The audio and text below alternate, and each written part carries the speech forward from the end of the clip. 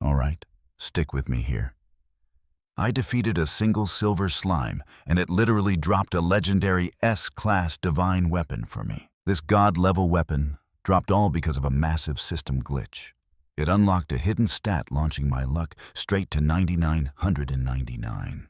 This single insane change is about to completely rewrite my past tragic fate. You heard that right. I am actually a regressor.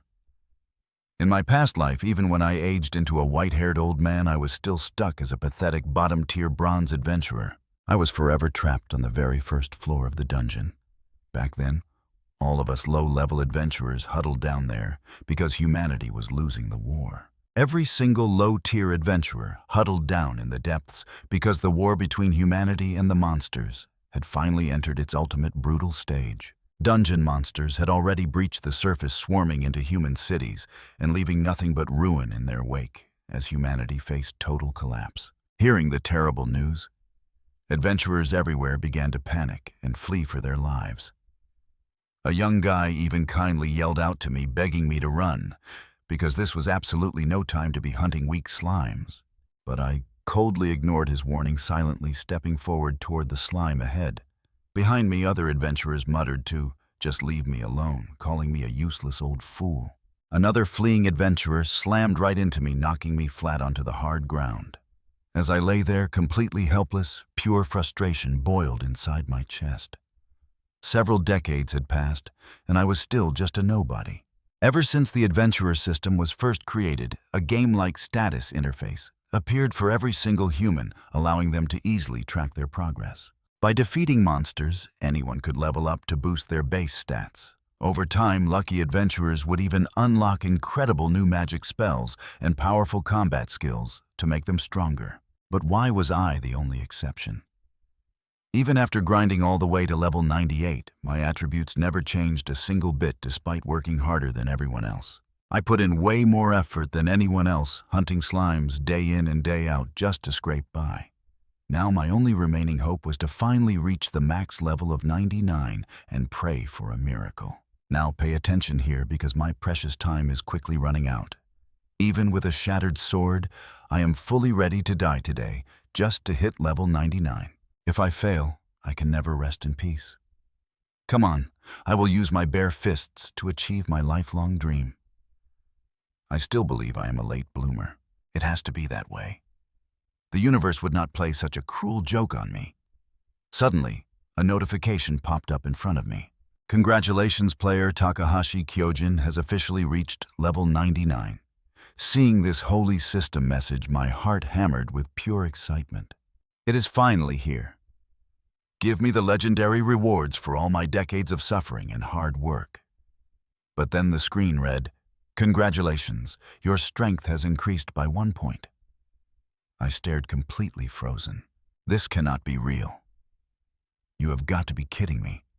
I spent my entire life trying to reach the maximum level only for this to happen. All that painful effort just for one single point of strength.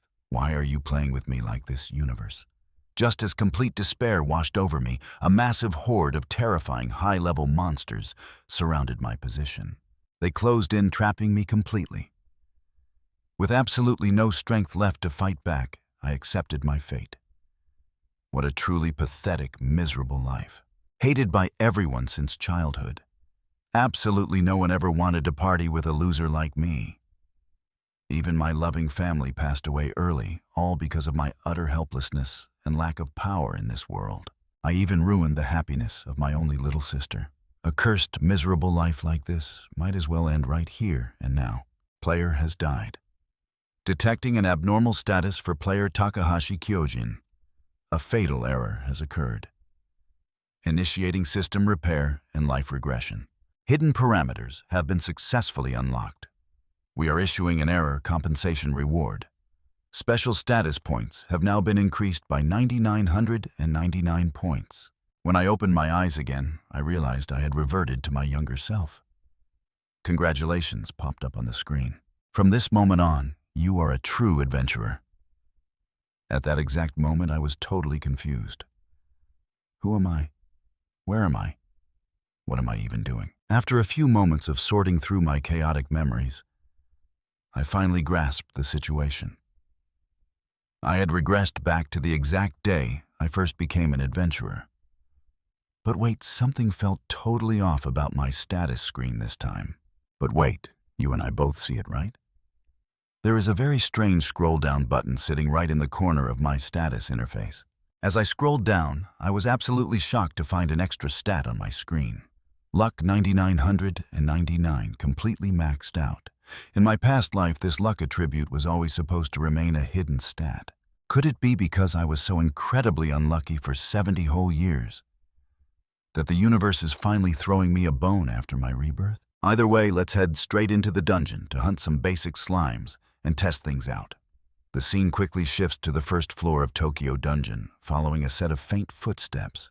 Seeing those familiar slimy creatures wiggling on the grass actually brought back a wave of nostalgia.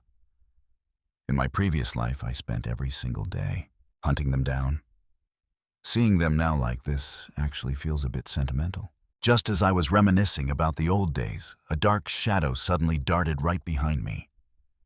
When I turned around to check, my eyes widened in shock. It was a silver slime. A super rare monster that I had only encountered once in my entire past life. But back then it managed to escape my grasp. If I can defeat it, I will instantly gain a massive amount of experience points. The problem is, these things are notoriously fast runners at the first sign of trouble. They will bolt the second they sense even a shred of danger. So my only option was to creep up silently from directly behind it. But right at that critical moment, an arrow suddenly thudded into the ground right by my feet. It turns out a clumsy nearby archer had also spotted my precious prey. And their aim was ridiculously off target. What a total idiot now. Everything is completely ruined. But to my surprise, startled by the sudden arrow, the silver slime actually lunged straight in my direction. Talk about absolute luck. Instead of running away, this rare monster targeted me instead. Honestly, this works out exactly how I wanted it to. Come to Papa, you shiny little thing. I thrust my longsword forward, piercing right into the silver slime's head. Instantly, deep cracks began to spread across its glowing core. With one final slash, the silver core completely shattered into tiny pieces. I instantly leveled up by 4 whole levels. As expected of a legendary silver slime, this experience gain is just absolutely insane. Too bad my cheap sword snapped from just that one strike. Looks like I need to buy a new weapon soon. But right at that moment, and that's where we leave it. A blinding golden light reveals a legendary S-class sword. Trust me, you'll want to see what happens next. Let's see what happens when your luck is maxed out. This silver slime greatsword has crazy attack, but because they tend to flee it, has a 30% chance to miss. But when your luck hits 9,999, things get completely ridiculous.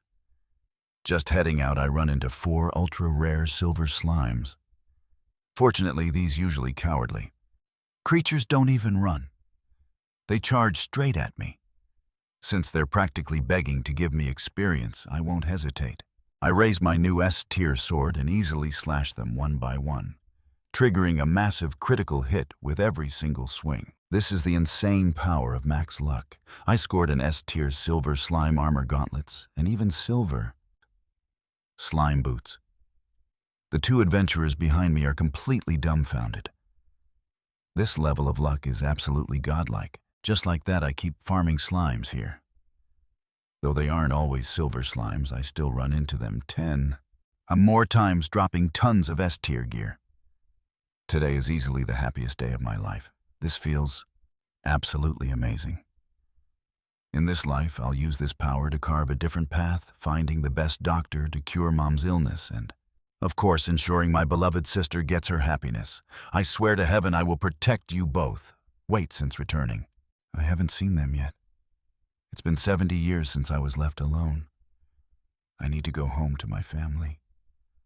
A sudden wave of longing hits me. In a rush, my steps quicken, and before long I find our old home. It's been so many years I almost forgot which room was ours, but seeing the door plate instantly brings all those childhood memories rushing back. Now pay attention here. Behind this very door is the family he has missed every single day. just as he gathers the courage. To open it, the door swings open on its own, revealing a familiar figure. "Welcome home, brother." Seeing my sister, I can't hold back my emotions. I pull her into a tight hug. "I'm home. This time, I will never let anyone take you away. I will protect everything I cherish." Once I calm down, I tell my sister everything that happened. She is absolutely thrilled. "So Mom's illness can be cured?" "Yes, with the gear I dropped, money won't be an issue anymore."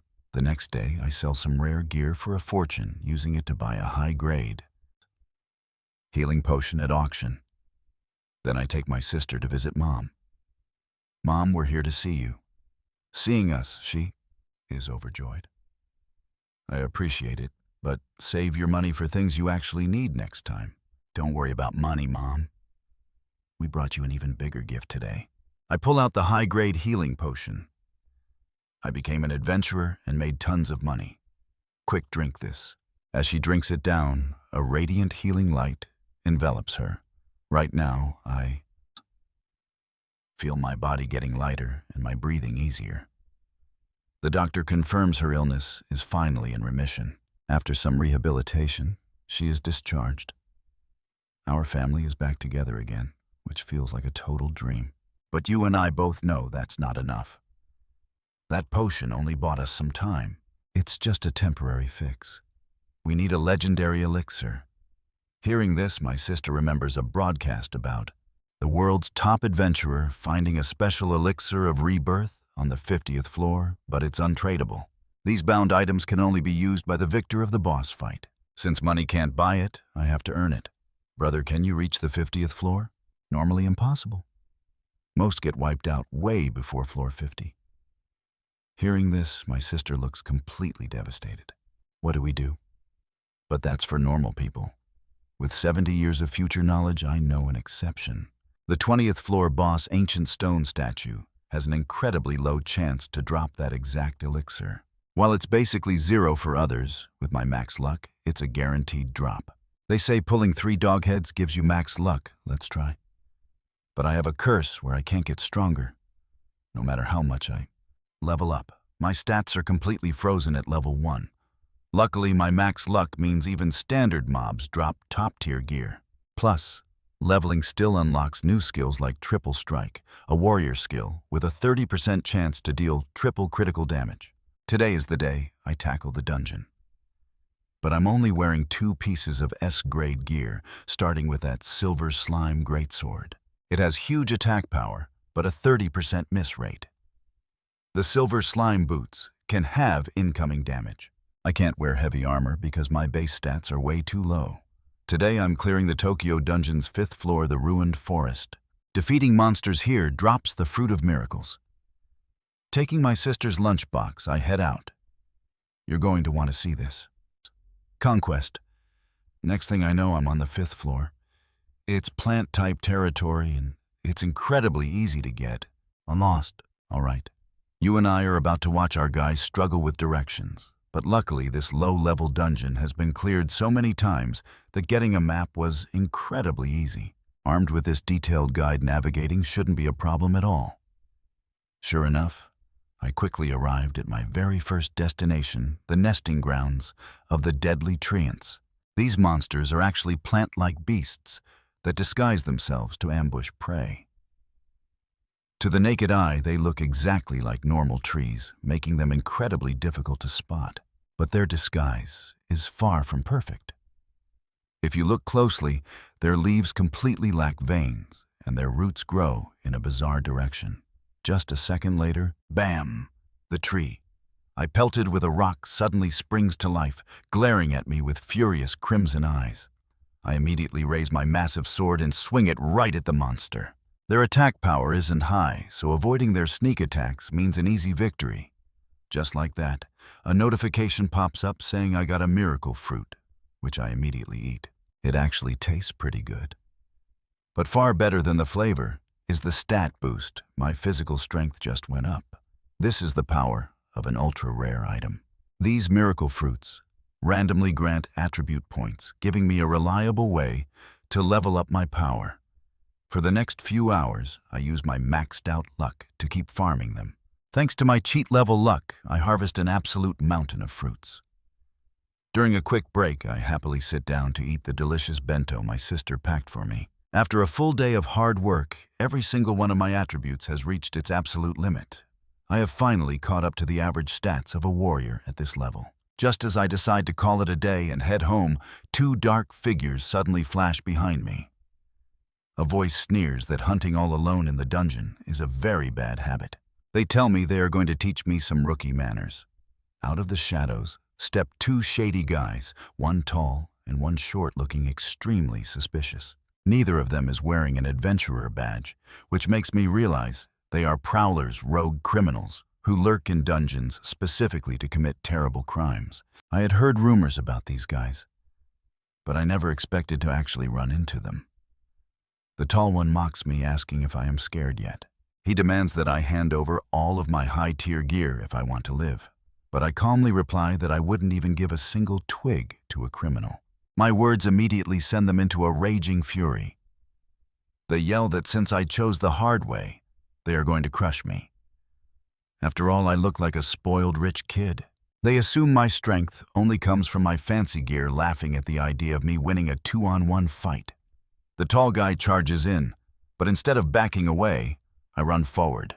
Right before we clash, I leap high into the air and unleash my skill. Heavy slash. Hearing the name of my attack, the tall guy bursts into laughter, calling me an amateur. He mocks me because heavy slash only has a measly 30% hit rate. He boasts that such garbage can never hit him and counters with his own guaranteed hit skill, might strike. Now pay attention here.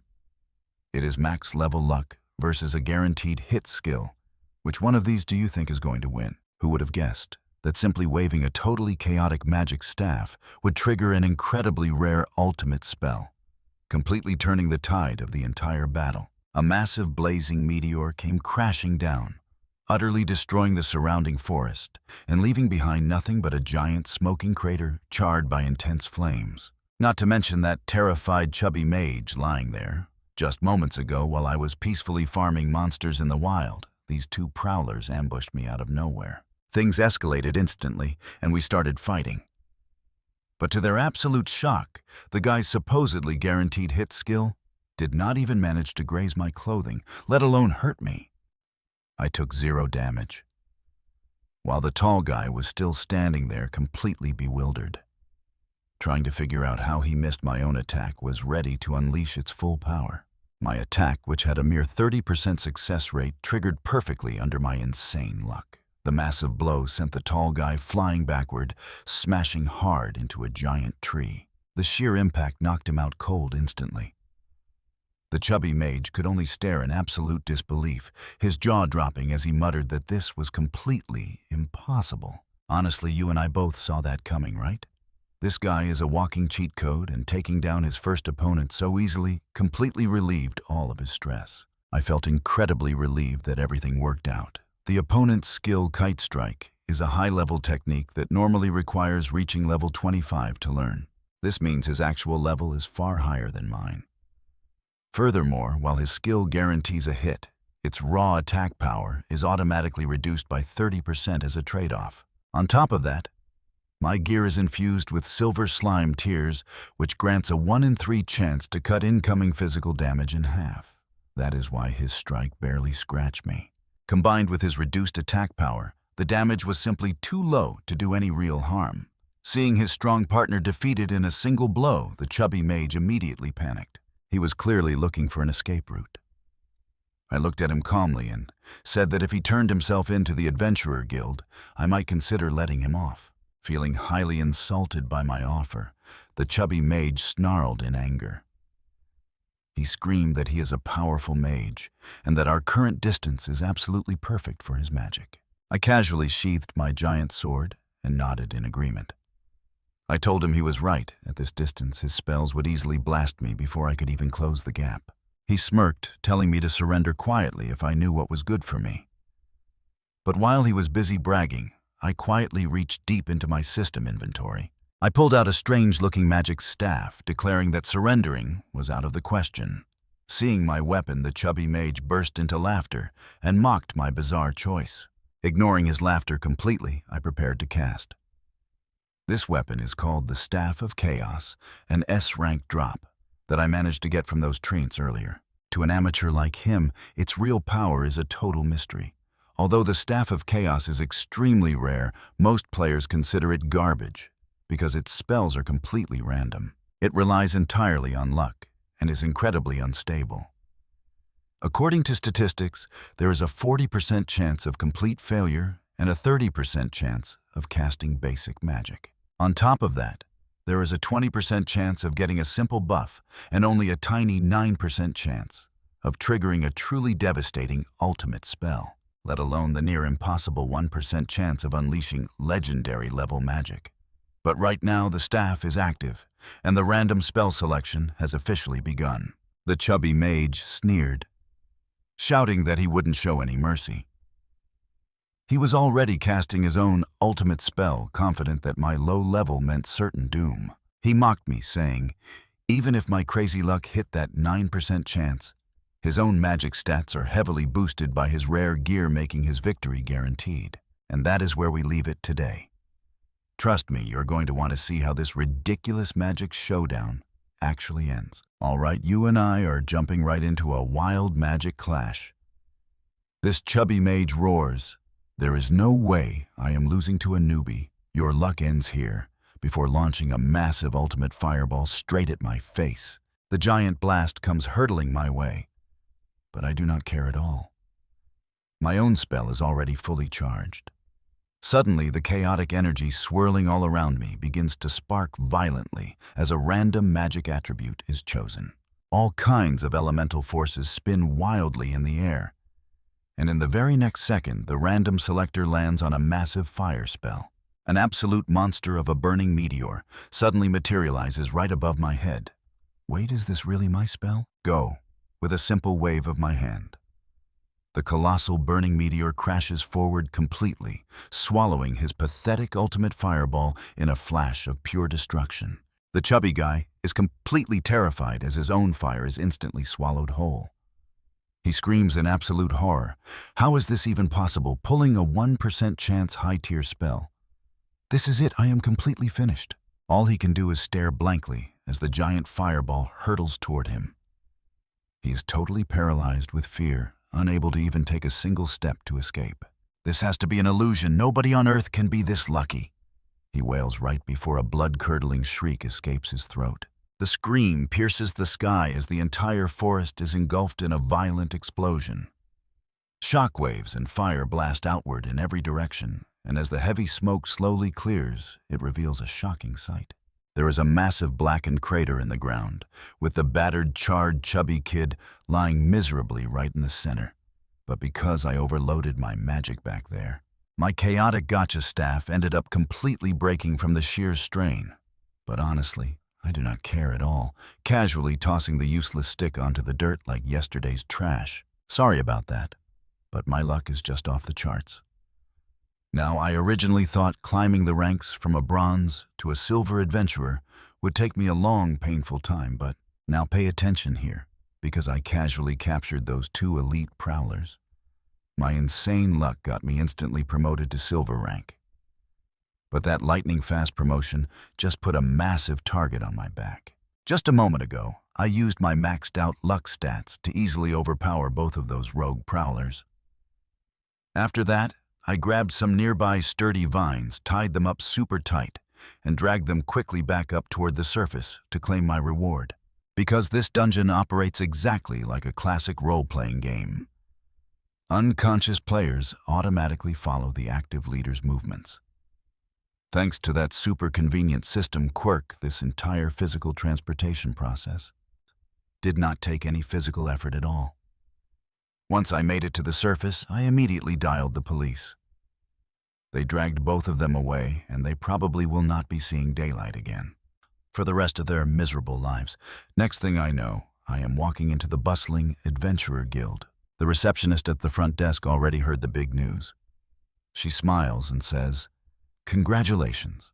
Because of your incredible performance, you have been officially promoted to a silver rank adventurer." She hands over the shiny new silver emblem, which actually takes me by surprise. Under normal circumstances, rising all the way to silver rank is a notoriously difficult grind for anyone. Usually, it takes at least 3 years of hard work, not to mention completing tons of mandatory high-risk quests. Basically, you have to consistently prove your worth to the guild over a long time. No need to doubt your new promotion, she explains. This was decided directly by the guild higher-ups. Those 2 rogue prowlers you captured were actually notorious members of the infamous Akamaru gang. The Akamaru gang is a group of ruthless wanted outlaws, which is why you earned an insane amount of contribution points. But seriously, you are incredible.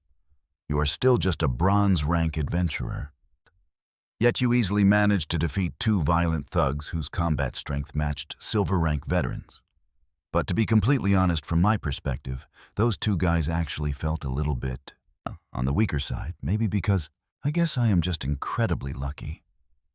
I smile, grabbing my shiny silver token.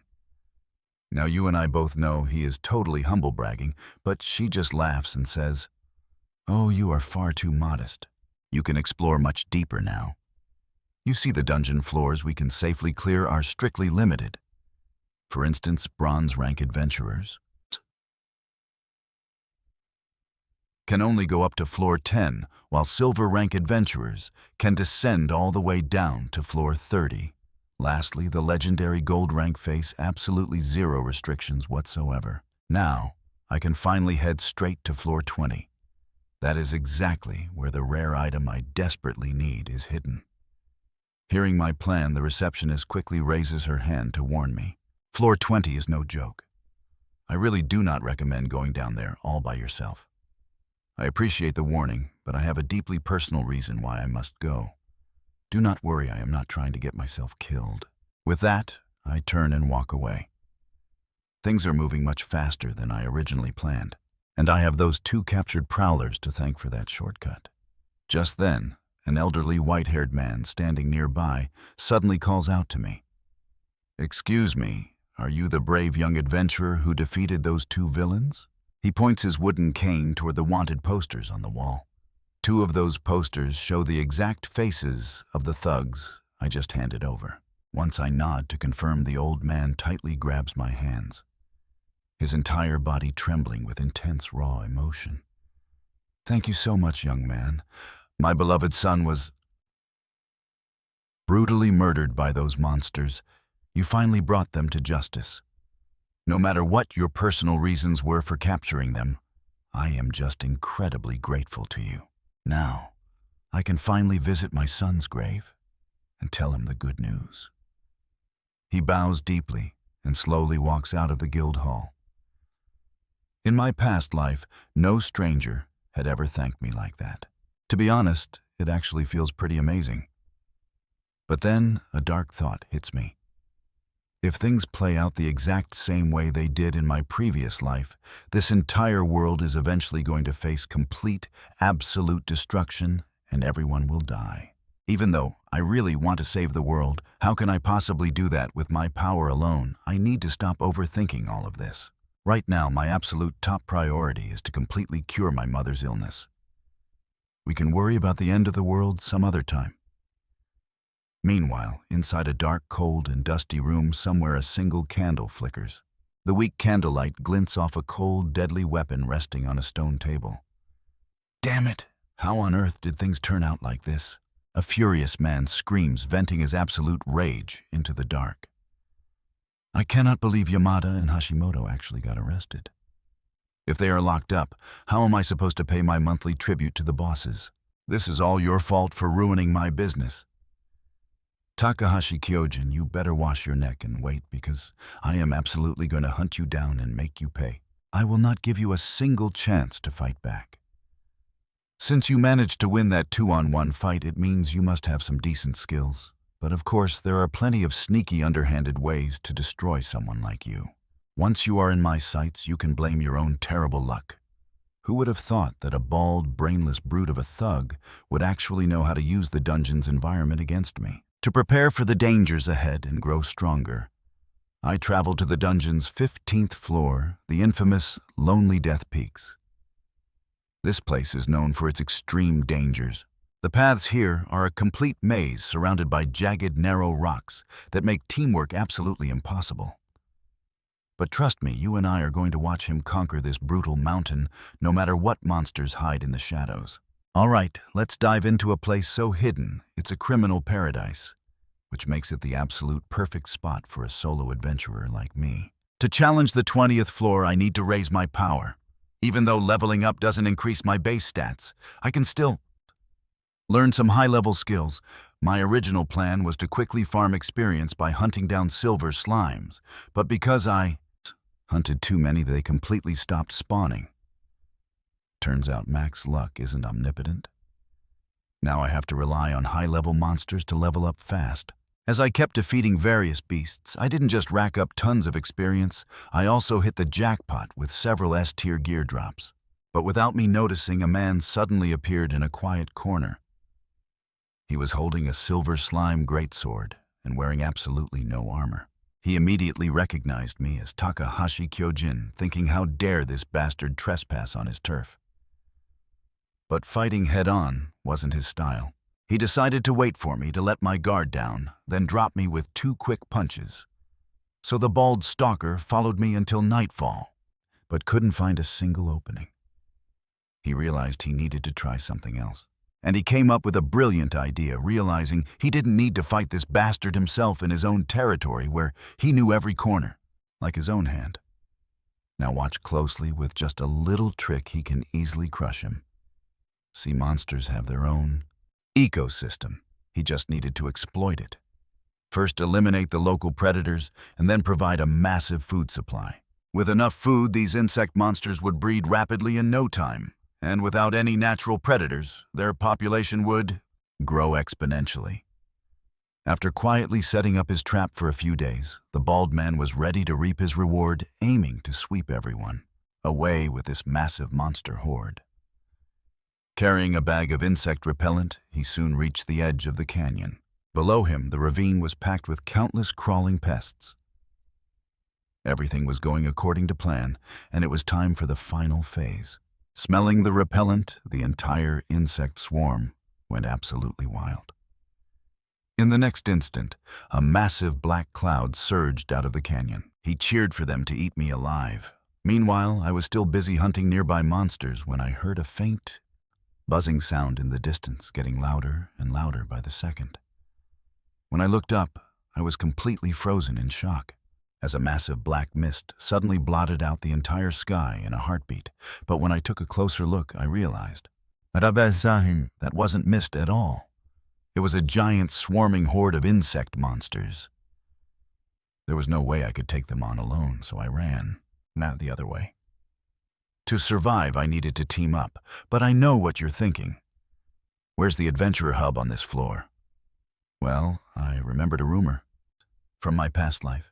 Apparently, ever since they built the Triangle Mountain Base clearing, the solitary Death Peak became a total breeze, and this base was located right inside the Red Soil Cave. However, before heading out, I'd carefully checked the map, and there was no mention of any Triangle Mountain Base. Well, whatever. I had to see for myself, soon.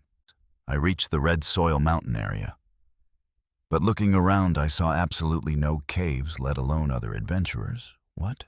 What was going on? Did I take a wrong turn? But there was no time to second guess, so I jumped straight down, underground. I noticed something strange on the stone wall. The color of this section was completely different from the surrounding rock. Looks like the cave is hidden right behind this. I shouted inside, asking if anyone was in there, and explaining that I needed help, but got no reply. With the insect swarm closing in, I swung my greatsword furiously at the stone wall. It shattered in seconds, and the sight inside left me completely speechless. What on earth happened in there? Dozens of adventurers were tied up tightly on the ground, completely stripped of their gear. What's the first thing you do when you see people tied up? Naturally, you swing your sword at them. With a flash of light, I instantly sliced through all the ropes binding them. I originally came to this Triangle Mountain Base looking for help with the incoming locust swarm. But I never expected to find this mess. I didn't know what had happened, but I quickly freed them and asked what the story was and if someone could fill me in. One of them replied that they were ambushed by the prowlers while hunting, and that they only kept them alive, likely to sell them off. So this place was actually a criminal hideout, and it only became a supply station.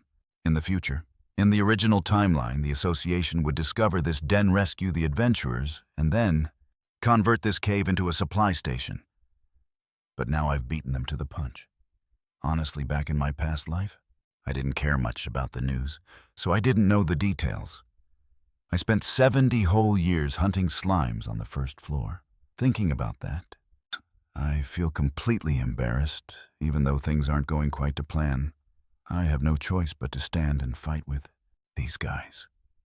With that in mind, I shouted out to the crowd, asking everyone to listen up as I pointed directly to the sky outside. I yelled that a massive swarm of death locusts was heading our way and that we had to band together to survive. Outside, a colossal tide of death locusts had already gathered, completely berserk and ready to breach the cave at any second. Seeing this, everyone is terrified. How is this possible? There shouldn't be this many. Stick around because this is about to get wild. Are we doomed to die here? Stick with me because our main character is about to step up and rally these desperate players. He tells them to work together to survive, but some cowards step out of the crowd mocking him and doubting they stand a chance. They think splitting up to run is better. Besides, their weapons were all stolen by the Wanderers, leaving them completely defenseless against the monsters. Defeating the massive swarm of locusts outside seems impossible, but Gear, our main character, just smiles and opens up his massive system inventory. With a quick swipe, tons of high-level gear materialize out of thin air. He has more than enough. He tells them to take whatever they want. The crowd is absolutely stunned, staring at the legendary loot like they are dreaming. Every single piece is a rare teardrop from this exact dungeon floor. Who is this guy? His name was never even on the leaderboards. Soon the players eagerly grab some top-tier gear, completely overjoyed. They cannot believe their luck with these awesome weapons. A female mage steps forward asking if they can really use them. She wonders what the catch is. He replies that they can keep them for free under one condition. They just have to follow his orders in the upcoming battle. The players agree instantly, thanking him for saving their lives. Now, he is officially their leader. They are ready to crush the bugs. Honestly, their compliance catches our hero off guard. Having always been a lone wolf, this warmth is unfamiliar. His past life was full of betrayals, so this trust feels incredibly refreshing. Now pay attention, because this is where his genius tactical mind takes over. He explains their main challenge is the sheer enemy numbers, but they can use the narrow cave entrance as a bottleneck. Only a few monsters can squeeze inside at once. They will crush the flying death locusts one by one as they pour in. Nobody objects to the plan. He draws his massive greatsword ready for action. He orders everyone to hold the line. The defense battle begins now. Bring on the bugs. Here they come. The clash begins. The moment any locust breaks through the entrance, they strike with full force. The frontline warriors block the beasts, while the mages and archers in the back rain down ranged destruction. Thanks to their teamwork, the swarm slowly thins out. But they are completely unaware of what is happening outside. Outside, millions of locusts are swarming the hilltop, completely blanketing the mountain. Rocks are tumbling down as they burrow through the earth. They are literally digging their way in. Inside, the group is barely holding on against the overwhelming numbers. But get this, the ceiling suddenly cracks open. Rubble rains down, and our hero yells to retreat and hold formation. The cracks spread, and a flood of insects pours directly from above. Terrified, the nearest adventurers turn and run. With the cave overrun, their bottleneck strategy is completely ruined. They are surrounded with no way out. This unstable mine could collapse at any moment, and the swarm is simply too massive to fight. Is this really how his new life ends? Just as despair sets in, he spots something left behind in the mine. Tons of low-quality dynamite left behind by the Wanderers. This is a massive gamble, but it is their only shot. He orders everyone to gather up the dynamite. They split into two teams to get to work. One team searches for the explosives, while the stronger fighters defend them. They manage to hold out for hours. But the bugs have eaten through a third of the cave, and they are backed right up against a sheer cliff. Everyone is completely exhausted. If they do not act now, they are dead. He looks down the cliff. Making a desperate decision, he tells them to hand over every single stick of dynamite they found. Without hesitation, they toss the explosives to him. His inventory is now packed with gunpowder. He scatters the explosives along the edge of the cliff as the tunnel begins to crumble. He screams for them to run for safety while he handles the rest. They flee, but one shouts asking if he is completely insane. They remind him that a warrior class can't even detonate explosives. But he tells them to just trust him. He stands alone on the cliff's edge, drawing the entire swarm of death locusts right to him. Sometimes you have to risk it all. He selects 13 sticks of low-quality dynamite in his system. He hits confirm and leaps backward off the cliff, daring the bugs to follow him down. A system warning flashes. No explosive skill means only a 50% chance of detonation. Because they are low grade, the rate drops to 25%. But he has a secret weapon, his max level luck attribute. It works. A massive explosion engulfs the cliffside, turning the locusts to ash. The cliff crumbles, dragging the remaining bugs down with him. You and I will have to wait to see if he survives this fall. All right, stick with me here, as Kyojin makes a wild bet, leaping across falling debris to reach the top. He swings his greatsword, using a powerful skill to cleave the massive stone. But one pesky monster somehow slips by. Time to end this.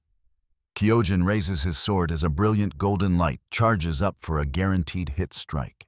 The strike deals massive critical damage, impaling the beast completely as the final monster plummets into the dark abyss. Using the impact's recoil, he flies toward the cliffside with a triumphant grin. But wait, the ledge is still too far. Desperate, he stabs his heavy blade deep into the solid rock face. But things take a terrifying turn. The entire stone crumbles. He is so close to safety, refusing to give up, when suddenly a rope whips through the air. It wraps around his arm, and he grabs this final lifeline as the other adventurers yell to pull him up. Saved by his new allies, Kyojin realizes teammates are actually great. Below them, falling rocks crush almost the entire locust swarm. The few survivors flee in terror or get wiped out. Looking at the monster graveyard under the fading sunset, he smiles. This insane gamble paid off completely, wiping out a massive army on the brink of death. It is a miracle. But check this out. The system rewards are absolutely insane, granting him the Insect Exterminator title for this crazy feat. He gets 20% extra damage against heavy monsters, 3 level ups, and a brand new passive skill. Warrior's Instinct. And now Kyojin is ready to descend to the 20th floor. If he fails to secure the magic medicine here, his entire second life will be completely meaningless. Since he saved multiple teams and stopped the locust disaster, Kyojin suddenly becomes an absolute legend among local adventurers. Everywhere he goes, eyes are on him. Guilds scramble to recruit him, desperate to add this powerhouse to their ranks, but he politely turns them all down. He is in a rush, and honestly, joining a party would just slow him down. With a party, loot is split randomly, meaning he cannot guarantee he will actually secure the crucial magic medicine. Plus, average drops from others are trash. Solo hunting is way more efficient, and he needs to get home soon. His mother and sister must be worried sick. Returning home, he is greeted by a table full of delicious food. Taking a bite of dinner, a wave of nostalgia hits him. He wishes his family could stay like this forever. But his sister breaks the peace, asking if he is really going to challenge the dangerous 20th floor of the dungeon. Rumor has it things get real past floor 20. The difficulty spike is on a completely different level. Less than 15% of adventurers ever clear it. But Kyojin reassuringly smiles, telling them not to worry. His mom begs him to stay safe and retreat if things get dangerous. Her illness has stabilized, so there is no rush. But he knows the truth. If he does not secure that magic medicine now, the dark tragedy of his past life will repeat. He promises to return safely. His sister sighs, calling him stubborn as a mule once his mind is set on something. His mom laughs, saying he is just like his father. Yet those dark past memories still sting deep in his heart. To protect his family and rewrite his future, he must obtain that medicine. Next up, we head back to the dungeon. Kyojin enters the pitch-black 20th floor of the Tokyo dungeon, known as the physical barrier. Running to clear it quickly, 2 humanoid monsters block his path. On this floor, every single enemy is inorganic, lifeless, soulless machines designed only to kill. But Kyojin does not even slow down, delivering 2 blinding slashes that instantly turn these mechanical guards to scrap metal. A gargoyle swoops down from the ceiling, but he cleaves it in half without breaking his running stride. He rushes forward, arriving at the boss room door, only to find a massive shadow blocking his path. It is a giant guard. This massive stone golem slowly stands up, raising its heavy fist to crush the intruder into a pulp. Kyojin easily dodges the slow strikes, closing the distance in a flash with flawless movement techniques. In one smooth motion, he strikes the core in the golem's chest, shattering it into pieces and shutting it down. The golem collapses. Walking up to the boss room, Kyojin knows this battle is about to rewrite his entire future. Meanwhile, deep in the shadows, a certain schemer's perfect plan has utterly failed, filling him with rage and terror. He panics, knowing his life is on the line, and blames all his failures on our main character. He vows to kill Kyojin, even if it costs him his life. This thief is about to get incredibly dirty. Despite being higher level, he refuses to fight head-on, relying on cowardly tricks to do his dirty work. Now he plans to exploit a boss room loophole to summon a second massive boss, catching Kyojin completely off guard. He intends to hide in the shadows, waiting for the perfect moment to strike when Kyojin is most vulnerable. Equipped with an invisibility cloak, he waits. Trust me, you and I are about to see an epic boss room showdown. Trust me, you and I are about to watch things go wild. I push open the door to find a pitch-black, empty chamber with nothing but a giant magic circle glowing on the floor. Just as the heavy iron doors slam shut behind me, the massive magic circle in the center bursts to life, and a giant stone golem begins to rise from the light. Out steps the level 20 boss, the enchanted golem. This monster is bad news. Its stone armor is incredibly tough, and its attack power is off the charts, but that's it. With my massive speed advantage, as long as I don't get hit, I can easily handle this beast. With that in mind, I charge straight at the boss with my sword drawn. It throws a heavy, crushing fist my way, but I easily dodge the strike, taking immediate advantage of the opening. I swing my massive greatsword and deliver a heavy, crushing strike right at the giant golem's leg, leaving a deep crack in its stone armor. This is my exact game plan.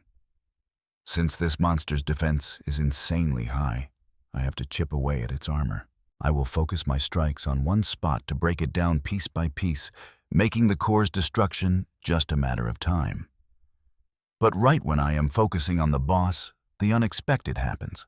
A familiar figure quietly sneaks through the boss room entrance. "Hey, Takahashi, I've arrived."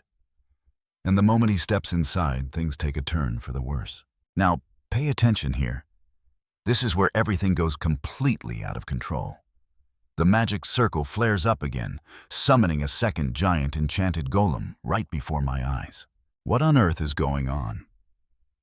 Under normal rules, 2 bosses can never spawn in a single room unless an intruder enters. But when I quickly turn around to look back at the entrance, everything seems completely normal. And the massive door is still tightly shut.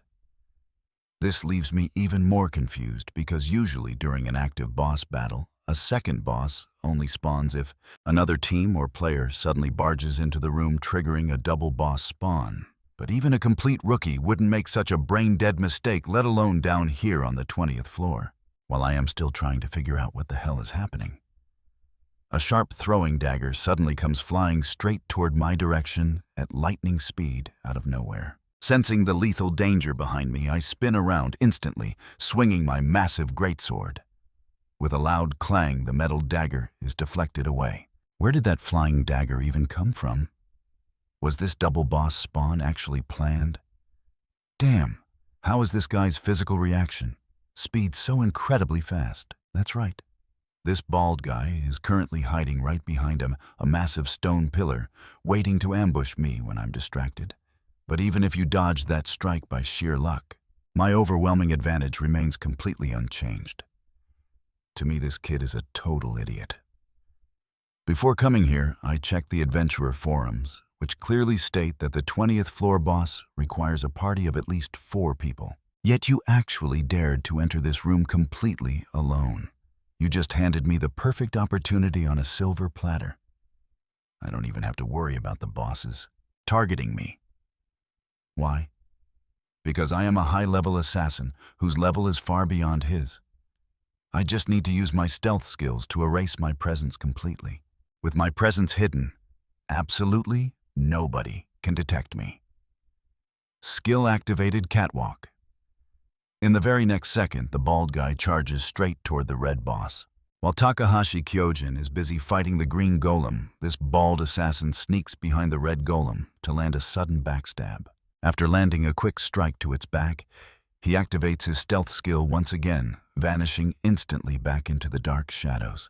Now the raging red golem is completely furious, and with nowhere else to vent its anger, it turns directly on me. Before I even realize it, the massive beast has already closed in right behind me. To be absolutely safe, I even brought along my most prized S-class rare item, the legendary invisibility cloak, which drastically reduces any chance of me being detected by anyone in this room. This way, even if he senses me, he'll never spot me. Let's pause for a second. It is literally a 3 versus 1 now. How is he going to survive this? With a smirk, he coats his dagger in a deadly poison and hurls it straight toward my direction. He tells himself that I am about to take my first step straight into hell. The blade grazes past my cheek. Poison check failed. Seeing his deadly toxin fail to take effect, the bald guy is completely stunned. Could this guy actually be wearing high-grade poison-resistant gear? But he tells himself it isn't over yet. This is only the beginning. He immediately throws a massive handful of sharp caltrops in my path. Next come these deadly spike balls that instantly explode into a barrage of sharp needles upon hitting any object. And if that wasn't enough, he has even more traps ready for me. The sneaky bald assassin quickly strings thin metal wires all across the corners of the room, which are crackling with intense high-voltage electricity. And then he prepares the absolute grand finale for me, a canister of toxic gas made just for me. Cracking it open, he throws the gas grenade right into the center of the room. With all these deadly traps everywhere, my movements are severely restricted, and I am left wide open to the twin bosses. All he has to do now is sit back on the ceiling and watch me get crushed. But what he doesn't know is that despite being busy fighting the bosses, I've already spotted him. Are you completely out of tricks yet? Hearing my voice, he is absolutely stunned. Thinking to himself, how is this even possible? How can you actually see me? Come on, don't just stay silent, say something. You aren't some secret stalker who has a crush on me, are you? I mock him as I throw a dagger back. Realizing I can see him perfectly, the bald assassin finally breaks his silence, demanding to know how I found him. Sorry, but I just happened to learn a useful new trick. It's a skill called Warrior's Intuition. You must have heard of it before, right? It's a pretty well-known skill in the adventurer community. That is impossible against a high-level rogue like me. The success rate of a low-tier skill like that should be practically 0.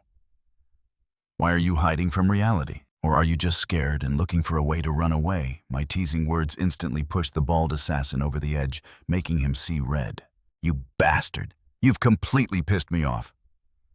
Let me show you what real power looks like. With that, he draws his dual blades and charges. I quickly raise my greatsword to parry his strike, forcefully pushing him back. For a cowardly creeping stalker, you sure talk a big game. For a second there, I almost thought my level was higher than yours. To most ordinary players, this specific skill is widely seen as completely useless trash. But in my eyes, it is nothing short of a god-tier ability. And this skill, Warrior's Intuition, lets me sense any hidden danger. Other people call it useless, but you and I know that in the right hands, it's the ultimate game changer. All right, you and I are about to see how a 99% failure rate becomes absolute child's play with maxed out luck. With 100% success, the skill triggers mapping out every single danger in this room. It basically works like a circular radar, suddenly popping up where every red dot represents a direct threat to my life. That bald thief is totally losing his mind. He cannot believe his flawless stealth just got busted by what everyone calls a trash skill. He screams that death is my only option, but I tell him to bring it on. I am not scared of a coward hiding in the shadows. Just like that, our weapons clash, echoing loudly through the room, while the two bosses just stand there like spectators. He laughs, mocking a warrior trying to match a thief's speed, especially since his level is way higher than mine.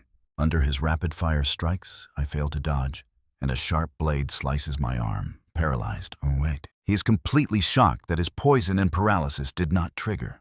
Right then, I leap high into the air to gain distance. Now pay attention here. Watch how I launch right behind him, swinging my greatsword down with massive earth-shattering power, though he barely slips away. But I am not done. I aim my blade directly at him for a guaranteed hit skill. Seeing this, the bald guy literally laughs. He mocks me, asking if I really think guaranteed hit skills are absolute. With his butterfly dance skill, my blade strikes an empty illusion that vanishes into butterflies, while his real body teleports right behind me, completely unharmed. Damn it. He calls me a rookie, explaining that even guaranteed hit skills can be evaded when conflicting skills clash. It all depends on the user's status. He lunges forward with dual blades, slicing my thigh in an instant. I am in total survival mode, stumbling backward as he cackles about his love for hunting rookie warriors. Finally, the bosses get tired of being ignored. Tired of being treated like invisible background noise, one of them fires a devastating death beam right at us. Without looking back, I kick off the ground to dodge. But the bald thief avoids it even more easily, never slowing down his relentless assault. He ignores the angry boss attacks completely, his entire focus locked on ending my life. He claims these brainless giants are easy to read, guessing I bought the boss guide from the guild forums too. Trapped in a massive crisis, I can only play defense, while the two bosses watch like extremely annoyed spectators. They look like they have lost all dignity today. Meanwhile, his crushing pressure pushes me. Straight into a corner, I accidentally step right into his hidden trap. He sneers, telling me my fate was sealed the moment I came here alone. He unleashes his killer move, sending two terrifying black blade waves straight at me. Even blocking with my greatsword is not enough. I am sent flying right into the wall, my weapon slipping from my grip. As the sword clatters away, despair sinks in. Seeing his chance, the thief rushes in to deliver the absolute final blow. But just as his dual blades are about to strike, a smirk spreads across my face. Gotcha, you idiot! Instantly, a massive gravity field traps him. No matter how much he struggles, he cannot break free from this gravity trap. He screams, demanding to know when I set it. But you and I know the moment that second boss spawned, everything changed. Standard guild guides only cover normal scenarios. They do not account for a random greedy idiot crashing a boss room. When a dual boss event triggers, the room's layout subtly alters. Did you really think an extra boss just meant higher difficulty? The entire dungeon challenge scales up dramatically. Yet you, a professional thief, somehow missed such an obvious trap right under your nose. My mockery drives him insane. He curses me out, but right then both giant bosses turn their heavy gazes directly toward him. It looks like he is out of escape routes. A massive fist smashes into the thief, blasting him deep into the stone wall. He collapses, his vision fading. But the other boss is still absolutely furious. It grabs the bald guy right by the head, lifts him high, and slams him into the ground. Left in a bloody heap, he passes out. Honestly, my warrior's instinct skill saved me. That skill let me spot the newly spawned gravity trap in time. But wait, this thief is completely out of his mind. He wants to drag me down with him. Just moments ago, under my careful setup, the bald thief stepped into that gravity trap before the boss knocked him cold. Do not worry, once I deal with these two bosses, I will get us out. I will take him to the guild to claim his bounty. But right as I prepare to fight the bosses, something unexpected happens. The bald thief actually stands up again, muttering that he would rather go to hell than be arrested, letting out a creepy, twisted laugh. He pulls a massive pile of explosives from his system inventory and straps them to his chest. These are not cheap knockoffs. He screams for me to join him in the afterlife. Terrified by this, I yell, "Are you insane? You will die too." But he is totally crazed, willing to sacrifice himself to take me down. Trust me, you and I need to see if we survive this explosive madness next time. Let's dive into absolute chaos as this crazy bald guy triggers 100 sticks of dynamite to blow us both to hell. A massive fire snake erupts, forcing me to raise my greatsword in defense, but the floor beneath me is already cracking. The ground completely gives way, sending me plunging straight down into the pitch-black abyss of this dangerous dungeon. I wake up in a completely undiscovered hidden chamber. But before I can even catch my breath, two massive blood bosses drop down. They have me completely pinned in the middle. But as I desperately scan for an escape, a golden light catches my eye. Tucked away in the corner is a legendary gold treasure chest radiating a brilliant, warm light. No wonder these monsters chased me so fast they are guarding this treasure. But this cramped room is way too small.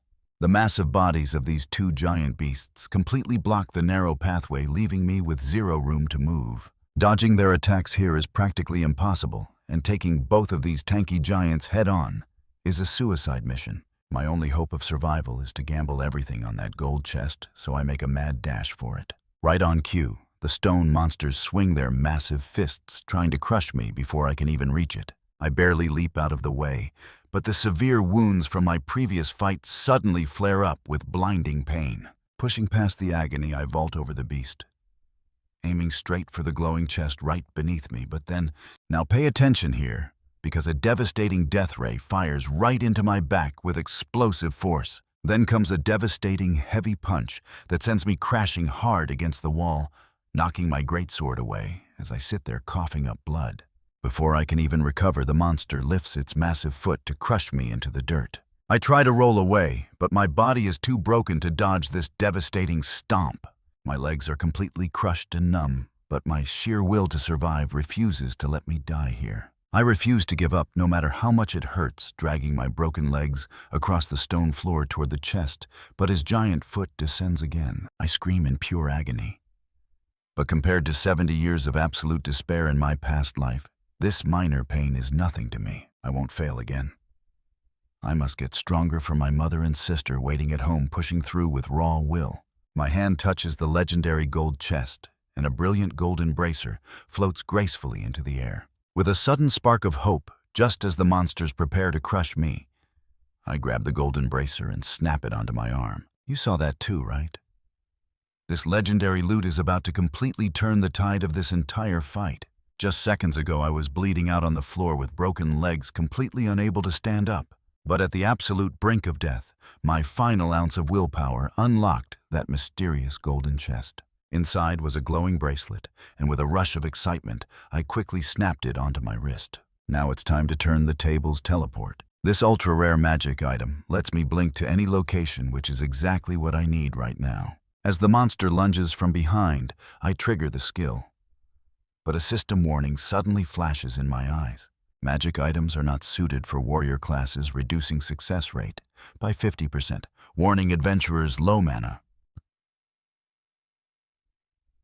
Reduces success by another 35%, leaving me with a measly 15% total success rate. As the stomp comes down, I thrust my right hand out to harness the raw energy wave unleashed by the bracelet. The blast knocks the giant flat on its back, and against all odds, the teleport skill successfully triggers. Teleport successful. I appeared directly above the red monster, aiming my greatsword at its core, even if it costs my life. I must secure that medicine at all costs, but the beast's eyes glow brightly as it fires a deadly ray, point blank. Luckily, I dodge right behind its massive back just as the lethal beam tears a deep trench into the wall. This stone titan is incredibly durable. Even after taking explosion damage, my sword cannot pierce his thick defense in one single blow. If one strike won't cut it, I'll just keep teleporting. The system chimes with a successful notification as I instantly teleport right in front of the fallen green giant's exposed core while he is down. I plunge my greatsword down to pierce its core, but right as my blade strikes, The giant shifts its body, throwing me off balance, just as the other beast charges from behind. A giant hand swings to grab me. But with another successful teleport, I flash behind him and slash his exposed back. My physical attacks barely scratch him. And as he swings his massive fist in rage, I trigger the teleport once more. And that's where we leave it. You and I both know this stone monster is in deep trouble. All right, you and I are diving right back into the fight. I drive my greatsword deep into the core's weak spot, striking again and again, refusing to ever give up. The green core begins to shatter piece by piece. But of course, this beast is not just going to lie down and die. It roars, launching another massive attack straight at me. Teleport successful. In a flash, I teleport right in front of the red boss, unleashing a flurry of wild slashes directly at its glowing core, chipping away at the red core as it starts to crack.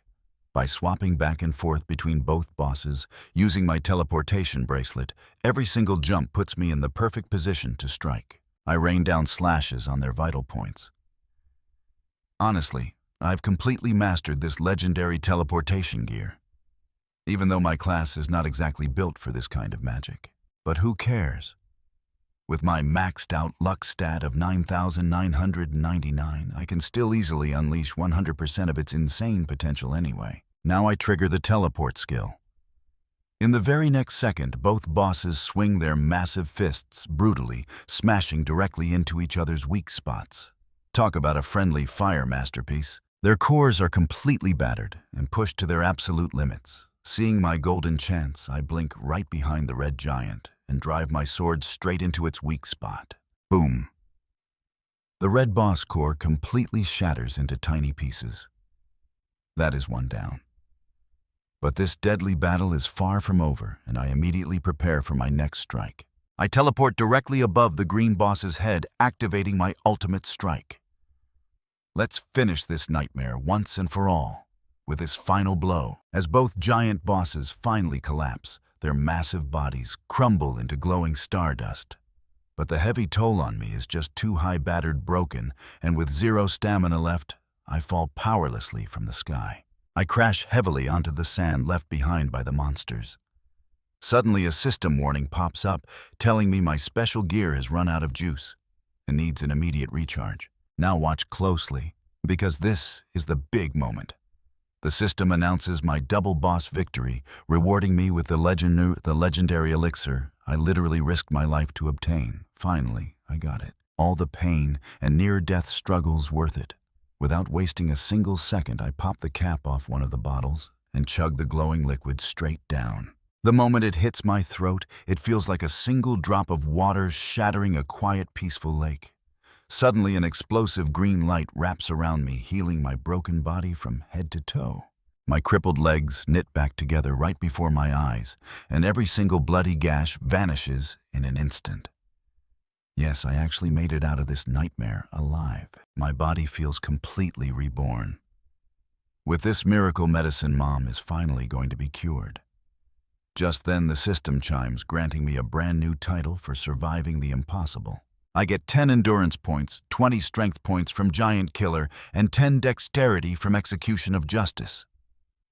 The system asks, when a high and mighty hero threatens your family, will you submit or fight back to the death, even if it means exposing your deepest secrets? Well, that is a no-brainer. After all, I just successfully conquered the boss of the 20th floor and got my hands on the prize. I stare up at the massive hole in the ceiling with the magical potion in hand. Honestly, it is a miracle I survived a fall from that height. Time to get moving. With a quick leap, my body becomes a blur, scaling the steep stone walls with absolute ease to return to the main boss room. But when I look around, expecting to find that bald assassin's corpse, there is nothing left in the room except a blood-stained invisibility cloak. Can I actually use this to claim his bounty? Well, whatever, I might as well grab it and head out. I pocket the cloak and head straight for the heavy exit doors. Just like that, the 20th floor is officially cleared, and I make my way back up to the surface. Once I'm back, I report the assassin's attack to the guild. But the second I pull out that blood-stained cloak, the receptionist's face goes completely pale with sheer terror. She screams and runs away to find her superior crying out that this is way out of her league.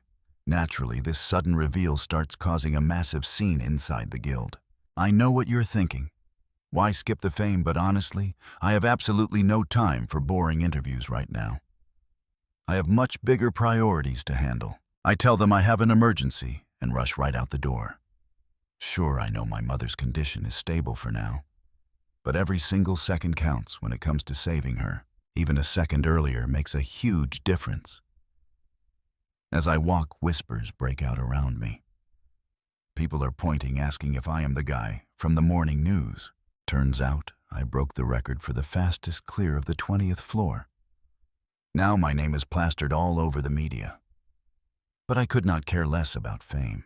My heart is racing as I ignore all the noise and sprint straight back home. The moment I push open the front door, I see my mother and little sister waiting right there, smiling warmly at me. They welcome me back. And looking at the two most important people in my life, I hold up the glowing elixir with a massive grin. I did it, guys. We rush Mother back to the hospital for a thorough checkup. Soon the doctor comes out with the final results. He tells us that against all odds, her illness is completely and totally cured. The effects of that legendary elixir are absolutely mind-blowing. Hearing the incredible news, tears of absolute joy stream down our faces. Mom is safe. We never have to worry about Mom suddenly collapsing again. We can finally live together in peace. My mother looks at me with tears in her eyes, telling me how incredibly grateful she is for all my hard work. Hearing her gentle, loving words, memories of the absolute despair from my tragic past life come rushing back. The two emotions clash inside me, bursting out as hot, unstoppable tears. I sob, telling her that I am the one who should be saying thank you for raising us. Saying those words out loud feels like a massive weight lifting off my chest. The regrets of my past life and the heavy guilt I kept bottled up deep inside are finally washing away with my tears. This time, I will protect them. I am no longer trapped in that dark, hopeless past. My sister giggles, teasing me for crying in public and telling me to look around at where we are. She points out my red eyes, reminding me that the doctor is standing right next to us. But suddenly the warmth in the room completely vanishes as darkness takes over. The entire room is suddenly plunged into a heavy, suffocating darkness, and time itself seems to freeze. Through the glass, a mysterious figure appears, stepping silently into the room. The intruder mutters to himself, mocking our happy little family, before coldly whispering that it is such a shame we are about to meet a tragic end. He complains about having to do this. He slowly walks right up to my little sister. He tells her not to worry about making a will because her official cause of death is going to be a simple heart attack.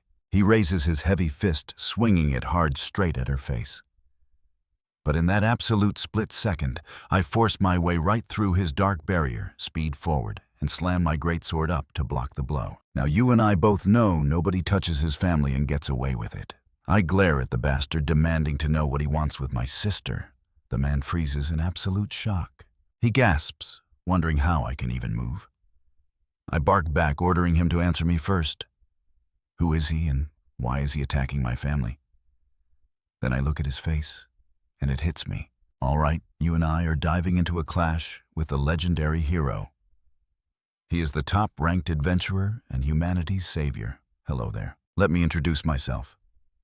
My name is Oyama Uchusegi, and my class is hero. So why did you lay a hand on my sister? I answered your question. Now it is my turn. How can you move inside this void barrier? Only someone who has died can walk around in here. This leads to only one logical conclusion. You are also a regressor, meaning this is your second playthrough too. Yes. Since we are both regressors, this makes things simple. I must eliminate every factor that triggers the apocalypse. You mean Nishimi. My sister has nothing to do with the end of the world. She is one of the triggers. In the future, her actions will mentally destroy her husband. Hearing this, I instantly remembered the man she married in the past. Since you are her brother, you must know too. In the past life, their marriage fell apart completely. That broken relationship dragged his emotions into absolute endless darkness, triggering the apocalypse itself. So I want to kill your sister before they ever meet. Now watch closely because Kyojin is about to snap. Are you kidding me? The moment we regressed, this timeline changed completely. For instance, my mother, who was stuck in the hospital forever, is now fully cured. This means Nishimi won't have to work at host clubs for medical bills, meaning she won't meet him. There's no need to kill her. Please, spare my sister. Perhaps you are right. But instead of betting on your groundless theories, eliminating her now is far more safe and reliable. If you want to touch my sister, you will have to step over my corpse. What a pain. Honestly, I don't want to kill you. I just want to save on the world while minimizing the casualties. Well, I care more about protecting my family than saving the world. Suddenly the hero gets a brilliant idea. Duel me right now, prove your claim of possibility, and I will spare your sister. What do you say, is this fight really necessary? I just want to see if you are truly special. Looking at this arrogant jerk, even though it pisses me off I have to accept this duel, he laughs happily upon my agreement. Oh, I forgot to mention, I'm already level 50 and every single stat is at 3,000. Seeing these insane numbers, I am completely stunned. But as he says, and you and I know this is true, without power, you protect no one, even your loved ones. As a regressor, you should know this truth. He turns, draws his sword, and points it at me. Come on, have you? Hamas. Decided, do you choose your sister or a death match? I am completely torn. If I use my teleportation bracelet and run with my family, I will have to guard them forever. We can hide for a bit, but not forever. Taking a deep breath, I steel my resolve. Let us fight. Hearing my reply, the hero grins. Confidence is good, but do not expect to win. Our time is short. This void barrier has a strict limit. We only have 10 minutes. If you survive the countdown, I will trust you. I gesture to the room. Are we fighting here? Of course not. I am the hero. I would never wreck a hospital. Come outside. He leaps down, and I look back at Nishimi. I will protect you. Grabbing my slime greatsword, I leap down. Here it comes. Max. Luck versus Max. On stats, can insane luck actually turn the tide against absolute power? Let us begin as the hero finishes speaking 5 different elemental magic circles summon behind him. Instantly, all sorts of magical spells blast straight at me. Going this hard from the start is just unfair, especially with no chant magic. He wants me dead. I complain while frantically dodging. Do not worry. This is just the beginning. He summons 2 light clones, and all 3 charge at me. I am utterly shocked. This is straight up cheating. I open my system inventory and deploy 2 substitute dolls to block his clones while I face the real body in the middle. But my weak strength is instantly deflected, and my dolls are easily destroyed. If you only defend, you will never win. But in the next second, a strange melody plays, and I pull out the Staff of Chaos. Instantly, a massive flaming meteor is summoned. Let us see how you handle this. With a wave of my hand, the giant flaming meteor crashes right down on the hero. I doubt this attack will defeat the hero, but it should at least scratch him right. Suddenly, a voice echoes through the rising dust. So that is it. Is this your regression reward? I bet your reward is luck. Trust me, you and I are going to love this showdown. You and I are jumping right into this fight where my ultimate attack only destroyed your clone, letting you see my secret wrong. I figured it out based on your recent stunts and that last move. To a hero like me, a guy relying entirely on luck. Pretty pathetic, right? Honestly, no. I think luck is a form of strength, but relying on luck alone won't solve all your problems. Saying that the hero summons a massive array of magic circles, saying for you, I am an insurmountable mountain you can never cross. Right after different elemental spells summon elemental spirits. I know luck won't win this. My only shot at defeating him lies in his status bar, which showed his luck stat is insanely low, basically 0. To protect my family, I'll do whatever it takes, even fight the entire world. If I let my past life tragedy repeat, what was the point of returning? But the hero is already charging at me again with a blast more brutal than before as fire and water spirits join the rush. I have to exploit his bad luck. I grab my teleportation bracelet from my inventory, and just as the massive waves of attacks are about to crush me, the bracelet flashes. Instantly, I vanish.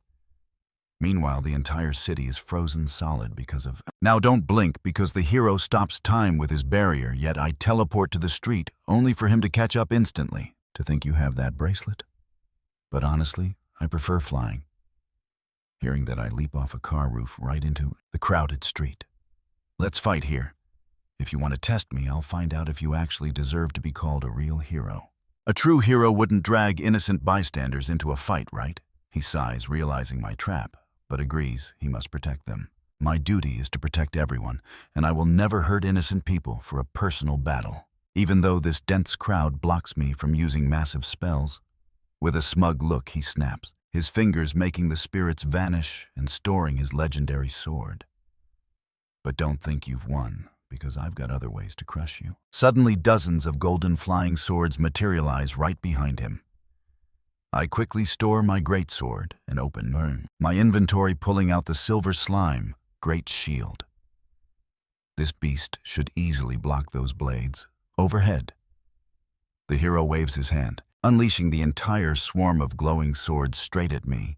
I desperately dodge out of the way. But those magical blades seem to have a mind of their own, weaving past civilians and locking onto me. I sprint into a narrow side alley to lose them.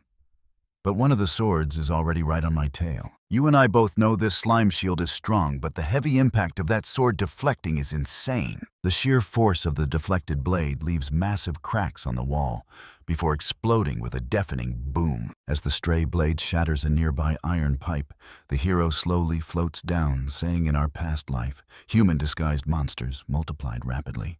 Those wanderers who once hid in the shadows took over entire cities.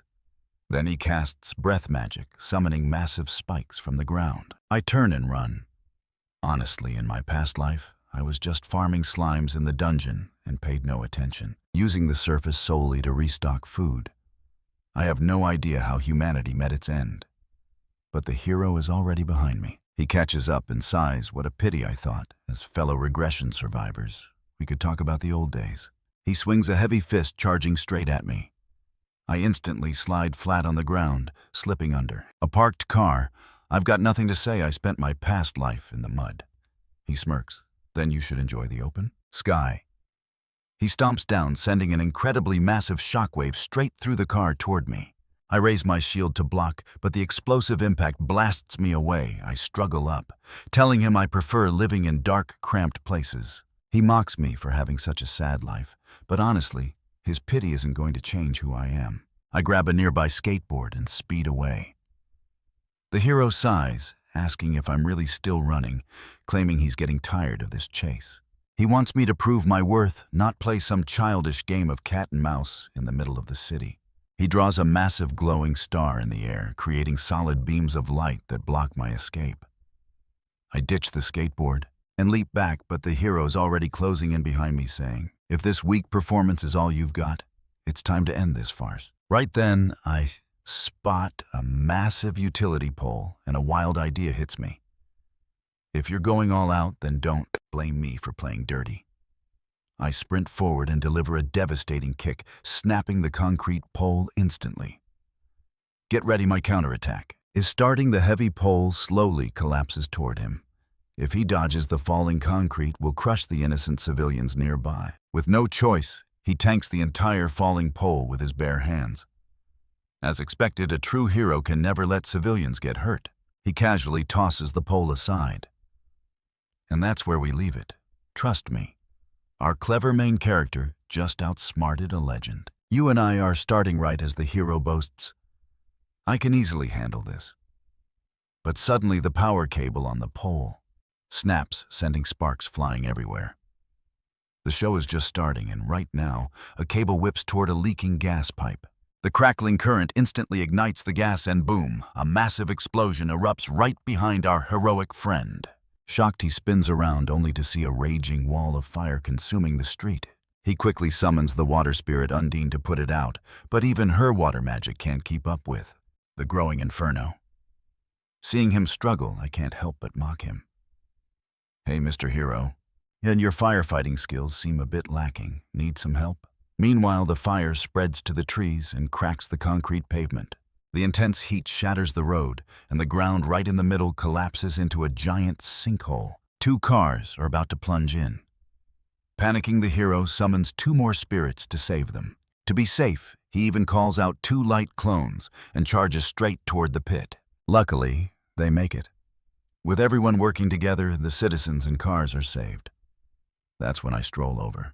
"So, hero, you haven't forgotten our bet, right?" "I'm busy as hell, I'll deal with you later, even with my back turned." "You can't break my defenses." "Well, if the great hero says so, I'd be a fool not to try. I might not deal damage, but I can definitely annoy the hell out of you. Skill shield bash. Now pay attention here." I raise my shield and slam it right into his back. The hero gets sent flying straight into the pit, and below nothing but nasty sewage. For a clean freak, this is pure hell. He tries to grab the edge, but I slash his hand away. Brutal, right? And just like that, he falls into the muck. Soaked and furious, he screams, "Takahashi Kyojin, you! You jerk, I'm so mad." I ignore his rage and pull out my wacky wand. By the way, there are still people to save. If we don't hurry, they're in big trouble. Hearing that, he deflates. "Fine, I surrender, you win, okay." And that's how I won this duel in the most disgraceful way. My luck is actually terrible. Weird bad stuff just constantly happens around me. The hero sighs. "You kicked one pole and it triggered a final destination cascade. If I didn't have so many spells, this would have been a disaster. By the way, remember the tragedy in our past life?" "Of course, it's my worst memory." "That explosion took my remaining family, leaving me in darkness." I ask him, "But putting that aside, have I proved the possibilities I mentioned?" "Absolutely. You surprised me and I want to see your future, but I'll keep watching you. The void barrier is fading, but once I clean this up, I'll find you. You can handle the plague outbreak at the hospital, right?" "Wait, what?" "You and I both know this is bad, right?" But I just stand there completely clueless. "No way you don't know about that hospital tragedy. It was huge news. How could you not know?" "Don't joke around with me." But seriously, looking at my dumb face, I genuinely didn't know. Like not a single clue, nothing at all. And just like that, the plague disaster begins in the creepy hospital morgue. Just moments ago, I won our duel with cheap tricks, but the hero was cool and asked me to handle the upcoming hospital crisis. Too bad I have absolutely zero memory of it, leaving him speechless. Are you messing with me? It was on every channel. Massive explosions, road collapses, remember? I laugh awkwardly. Honestly, I spent most of my past life grinding in dungeons as an overworked slime for 70 years, so I paid zero attention to the news. The hero just sighs. "So you wasted your past life. Got any plan?" "Nope, sorry, no clue." "No time to explain. The barrier is collapsing. Go check the hospital basement morgue right now. And you'll see. I'll catch up soon. But remember, if you do nothing, countless people will die," just as I'm about to ask what he means. So you and I have to watch him teleport back to the hospital after the hero suddenly dashes off. Let's jump right back in as my bracelet teleports me away. The barrier dissolves and the busy street returns to normal. Nobody noticed the battle that just went down. Back at the hospital, the doctor tells my mom she just needs regular checkups. But my mind is racing. I do not have time to explain, mostly because I do not even know what is coming. This hospital is dangerous, and my family needs to leave now. Right then, my little sister's stomach lets out a loud growl. She laughs, saying she is hungry and wants to grab food. I seize the opportunity. To celebrate Mom getting better, I offer to cook tonight. They are both shocked, and my sister asks if I am actually sure I can do it. I tell them to head home first while I buy the ingredients. Just like that, I send my mom and sister away. But I stay behind to check out the morgue. Normally, regular people are not allowed down there, and I bet none of you watching this have ever been to one. To make my move, I slip into the men's restroom and pull out the invisibility cloak dropped by that bald guy earlier. With this on, ordinary monsters won't notice me. I confidently walk out, but to bystanders, the restroom door just swings open completely on its own. It scares the absolute crap out of a guy who thinks he saw a ghost. Using the cloak, I quietly slip into the elevator. Soon, I arrive at the first basement level. Nobody ever comes down here, making the entire hallway dead silent and incredibly creepy. Just to be safe, I activate my warrior's intuition. Watch closely here, because the radar shows 0 threats, but something feels totally off. I quickly spot the sign for the morgue. Finally found it. The disaster the hero warned me about is right behind this door. I step inside cautiously. The empty room has 2 neat rows of hospital beds, each holding a corpse. Everything looks completely normal. Or is it? Maybe the real trouble is in the inner room. As I head toward the far door, a sudden chill creeps up my spine. It feels like something is staring right at my back, but turning around reveals nothing. But the second I take off my cloak, the radar lights up with 2 rows of red dots perfectly matching the beds. Then the metal frames start creaking as the once still corpses suddenly twitch and move, letting out low, chilling groans. In an instant, every single body in the room begins stumbling toward me like a horde of brain-eating zombies. So this is the sudden disaster the hero was talking about. They are transforming. To prevent the tragedy from my past life, I came down here to investigate. But I bet you didn't expect all these corpses to rise. They are all zombies now, slowly closing in on me. Are these undead? Usually undead monsters only appear deep inside dungeons. But right then, a long-haired zombie targets me. It lunges forward fast, but I immediately swing my greatsword and slice it in half. These things are not carrying a virus. They turned because they died from a spiritual monster's curse. If they are not buried quickly, they rise. Worst of all, this curse spreads rapidly from corpse to corpse. In my past life, I heard a soul-soothing ritual can stop it, but I cannot do that now. The only good news is it does not spread through the air. You only turn if you get bitten. To hold them back, I block the path with a bed frame, but one is not enough. So I slash through the zombies while lining up more frames. Soon 3 of them completely block the path. Peer through the gaps, and you can see some were high-level adventurers. If you were still alive, I would be no match for you, I say, thrusting my blade. Suddenly, the door handle behind me starts shaking violently. Looks like there are more zombies locked inside. The door flies open and 2 zombies burst out. A female zombie trips and falls, while a male zombie lunges straight at me. I spin around and slice him down instantly, then raise my greatsword, aiming right at the female zombie on the floor. But just as I am about to strike, my radar shows something shocking. This girl is marked neutral, meaning 0 threat to me. She is not a monster at all. The terrified woman lies on the ground, frantically muttering words I can barely understand. If I wasn't paying attention, I definitely would have mistaken her for a zombie. But worst of all, she has multiple deep bite wounds. She was recently bitten, meaning there is still a chance to save her. The problem is, I do not have the curing tools. Those bed frames won't hold the horde forever. Do I save this girl first or focus on wiping out the zombies? What a huge pain. Ultimately, I open my system inventory and slip the teleportation bracelet onto my wrist to warp out. Teleport activated. To brew the cure, I need alchemy tools and holy water from the world tree leaves. And finally, a drop of the victim's own blood. Having gathered everything, I warp back to the morgue and kneel down. I gently squeeze a single droplet of blood from her fingertip. Now that I have all the ingredients, I just follow the manual and mix it step by step. This is my very first time brewing medicine. Please just let it work. Beginning crafting now. System warnings flash, success rate down 25% and 70%. Trust me, you and I are going to want to see if this works. All right. Let's check out this insane gamble with low mana. There's only a 1% chance of high quality, a 2% chance of getting normal quality, and a 97% chance of it being absolute trash. But I actually did it, a high-quality holy elixir. Hang in there, miss. I crafted the cure drink, it quickly. As she downs the potion, a brilliant healing light wraps around her body, and she quickly recovers. High-quality holy medicine is seriously amazing. I help her rest in the corner, grab my silver slime greatsword, and head back to fight. But to my surprise, the loud, chaotic zombies are suddenly dead silent. What on earth is going on here? Where did they all go? Peeking through the small gap, my jaw drops in pure horror.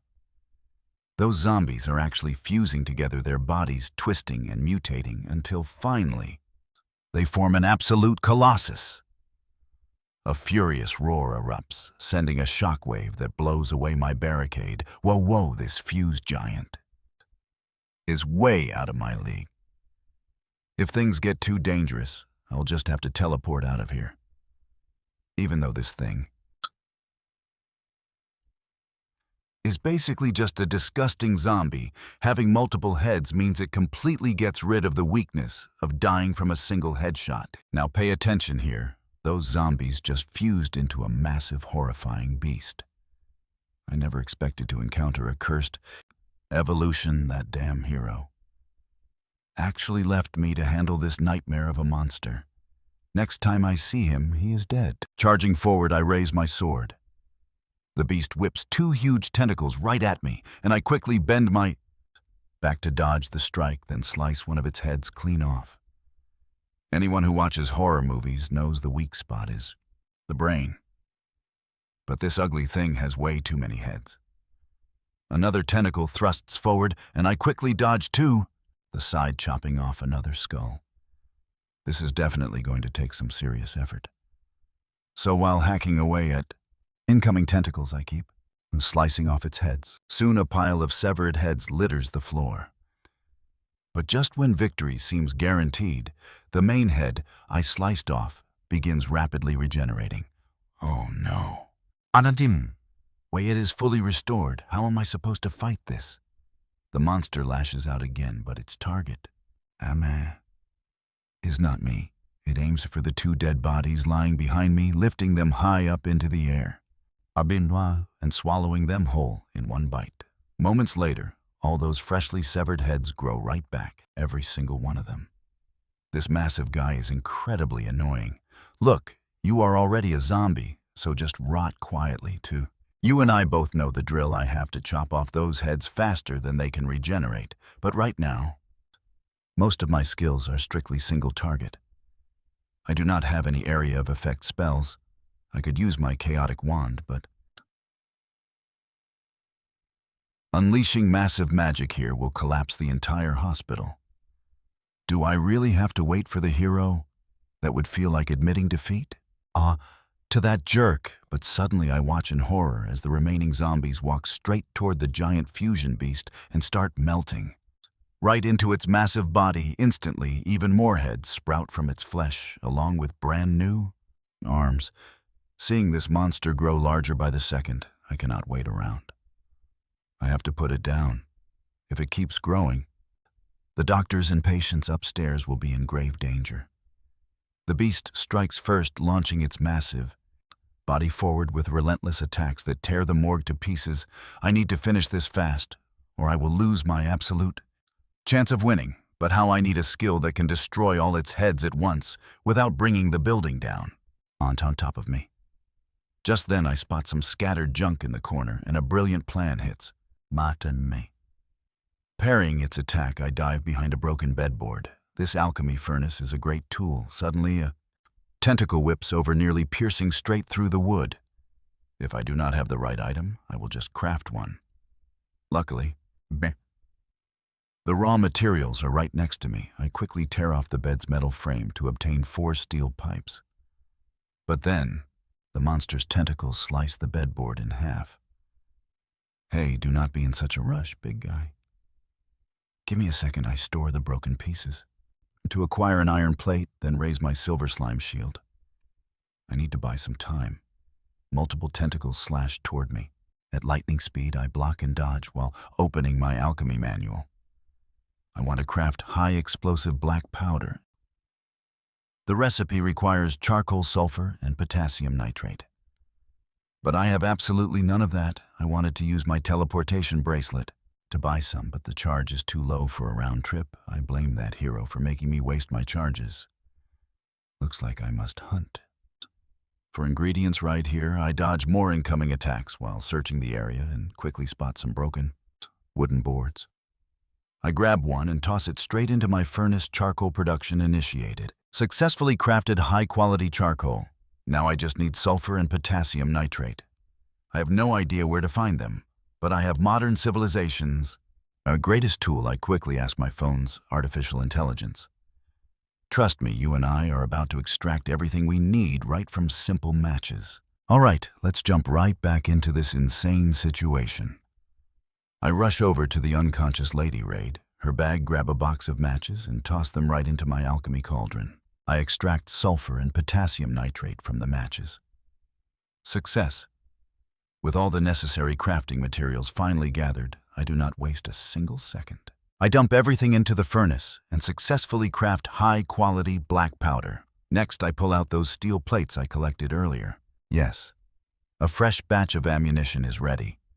Now that I have the bullets, only one crucial item remains. I grab my sketchbook and start drawing. Smart viewers probably already know what I am designing. Meanwhile, the monster roars in pure rage after its stomach is repeatedly hit. It drags its massive, heavy body and charges straight at me. So the big guy can actually run. Too bad for him, it is already way too late. I toss my blueprint right into the cauldron, revealing a rough sketch of a firearm. Then I pull out the steel pipes I saved earlier. This is a world-first recipe. Initiating creation alchemy. System warning: player is not an alchemist class, reducing success rate by 25%. Warning: lacking advanced alchemy tools and skills, reduces success rate by another 70%. Warning: insufficient mana detected for this craft.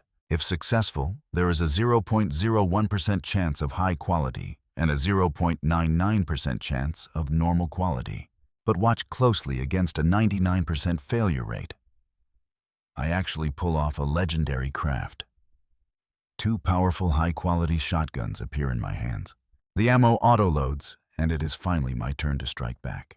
Anyone who has been headshot knows you never mess with a shotgun. One wrong move and your brains are history. To deal with this zombie fusion beast, I crafted these dual shotguns right on the spot. I raise both barrels, aiming straight at the beast. Warning: player class is not suited for shotguns. Backfire rate increased by 30%. Accuracy decreased by 30%. But I do not care. Time to show off my dual-wielding gunman skills. Massive bursts of fire erupt from my barrels as a swarm of high-powered buckshot flies straight toward the monster. With just one blast, the monster's main head is blown clean off. But of course, the shredded head starts regenerating right before my eyes. Right as it is about to reform, I blow it to pieces again. Against my dual shotguns, do you think your healing is faster than my bullets? I blast its torso, next blowing a massive hole right through it. The monster loses its balance and collapses. Pathetic creature, what a joke. I am done playing games with you. I slowly walk up to the thrashing beast and empty my barrels into its body, out of ammo. By now, the monster on the ground has been reduced to absolute mush, leaving only half a head recognizable. Congratulations, Takahashi Kyojin. Successfully defeated the cursed soul of calamity. World first clear reward granted: title Holy Templar.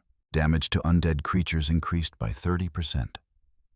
Seeing the victory prompt my tensed nerves finally relax. It is finally over. Surely there are no more zombies around, right? Just then, the unconscious lady behind me slowly begins to wake up. Thank goodness the antidote I gave her earlier must have worked. But wait, how am I going to explain what I am doing here if someone asks? You can see my problem, right? I am an intruder, covered in blood, holding dual shotguns.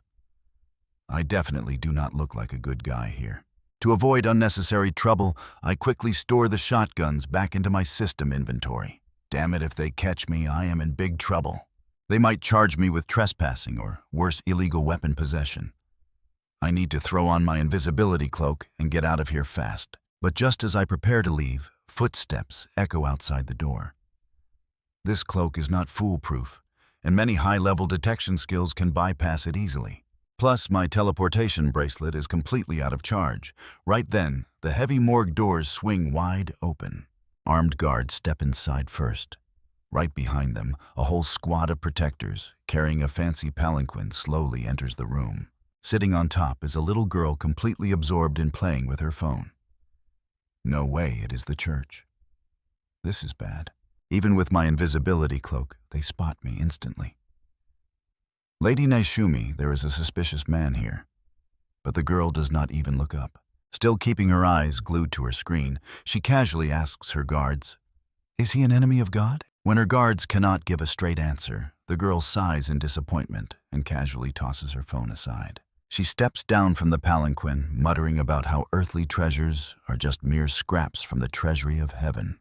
Those who use wealth to grow strong without divine guidance are unforgivable. With her guards watching, she walks right up to my position. Her weird attitude makes me incredibly nervous. Suddenly she looks at me and asks, "Excuse me, handsome boy, are you an enemy of God?" I quickly pull off my invisibility cloak and reply seriously, "What do you think? I just took down an undead monster here. How can you prove it?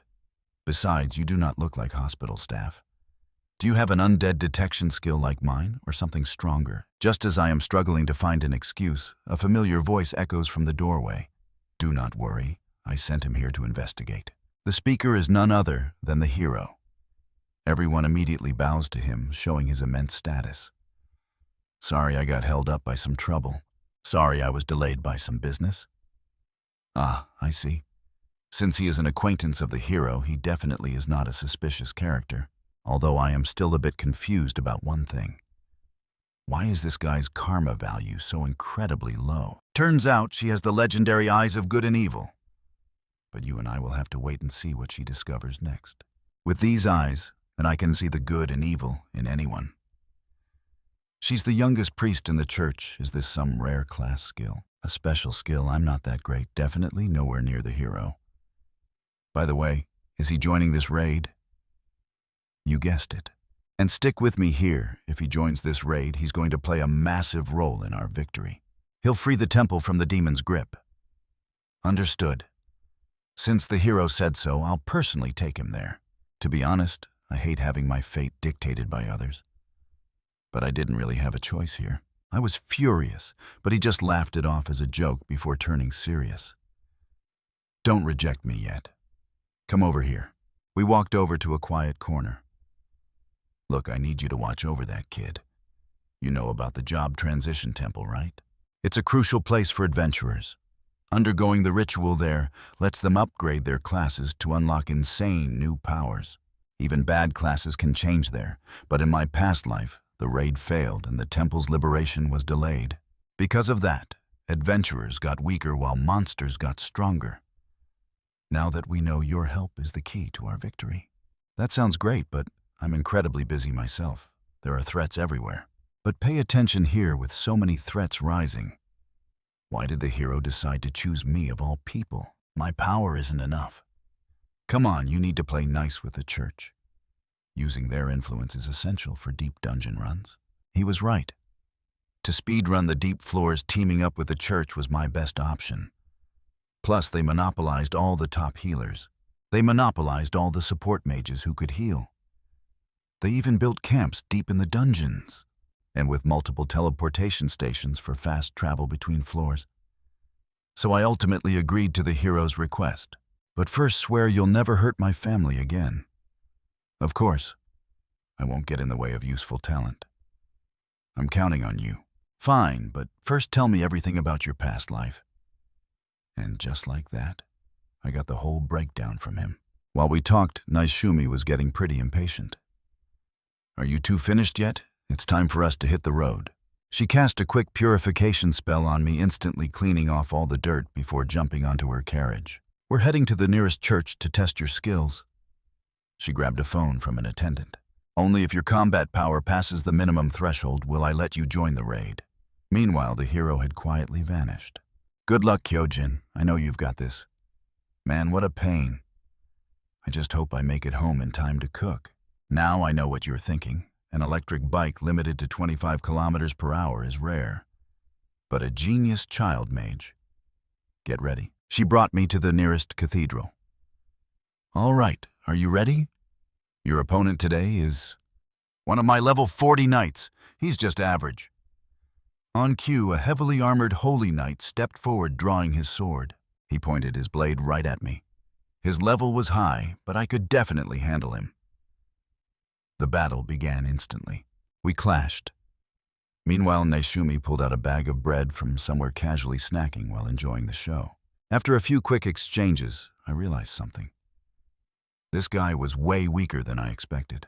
Sure, a pure warrior class focuses on defense, but his actual combat output shouldn't be this low.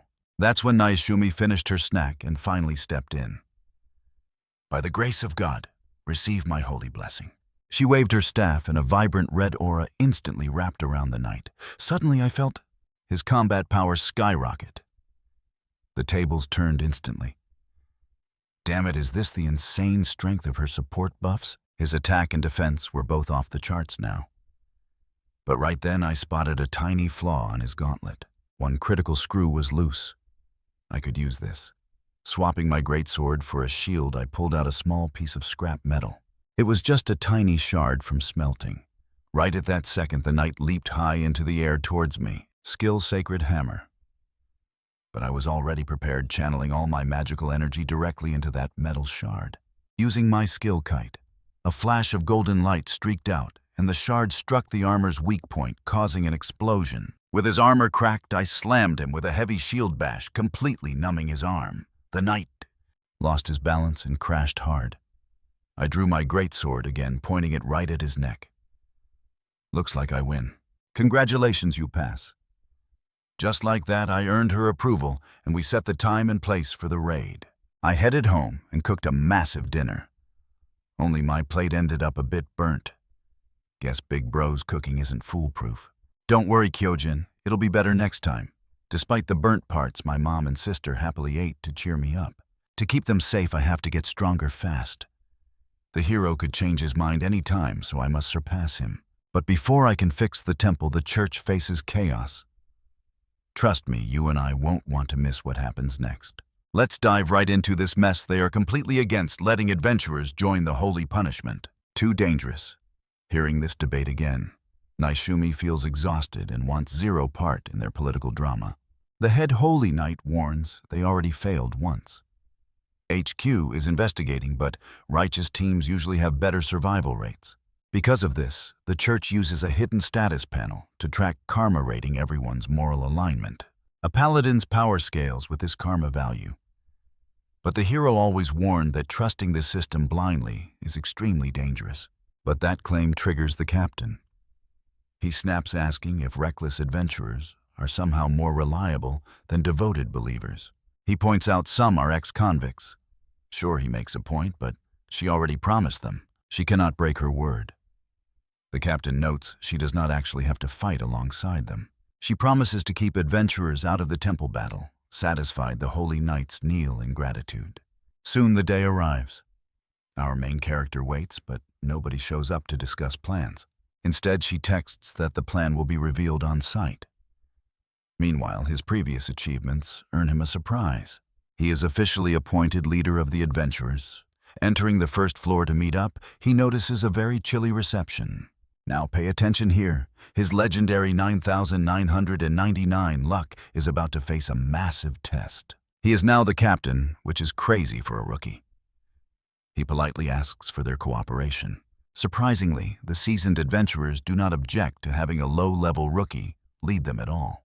They trust him unconditionally because the legendary hero handpicked him. The hero has saved many of their lives in the past. Without him, most of these adventurers would still be locked up in prison. It turns out the hero actually does heroic stuff. Still picturing that guy's smug, annoying face makes him shiver. Suddenly, Naishumi rallies everyone to head for the 30th floor. They gather at the first floor church. Usually, any safe zone inhabited by humans features a church sanctuary like this one. Normally, using their massive teleport portals costs a fortune. But since they are helping out, it is free. The sister chants her spells, and within seconds the magic circle flashes, teleporting them instantly to their dangerous new destination. This is Tokyo Dungeon's 30th floor, the Eternal Polar Night. It is a world of endless, freezing darkness. Only a faint aurora lights the area. Weirdly, there are almost zero monsters here, and no boss monster. Most parties just skip this zone entirely to reach the next area. But they are heading straight toward their target. Reaching the Job Transition Temple, our main character asks Naishumi to finally reveal her battle plan.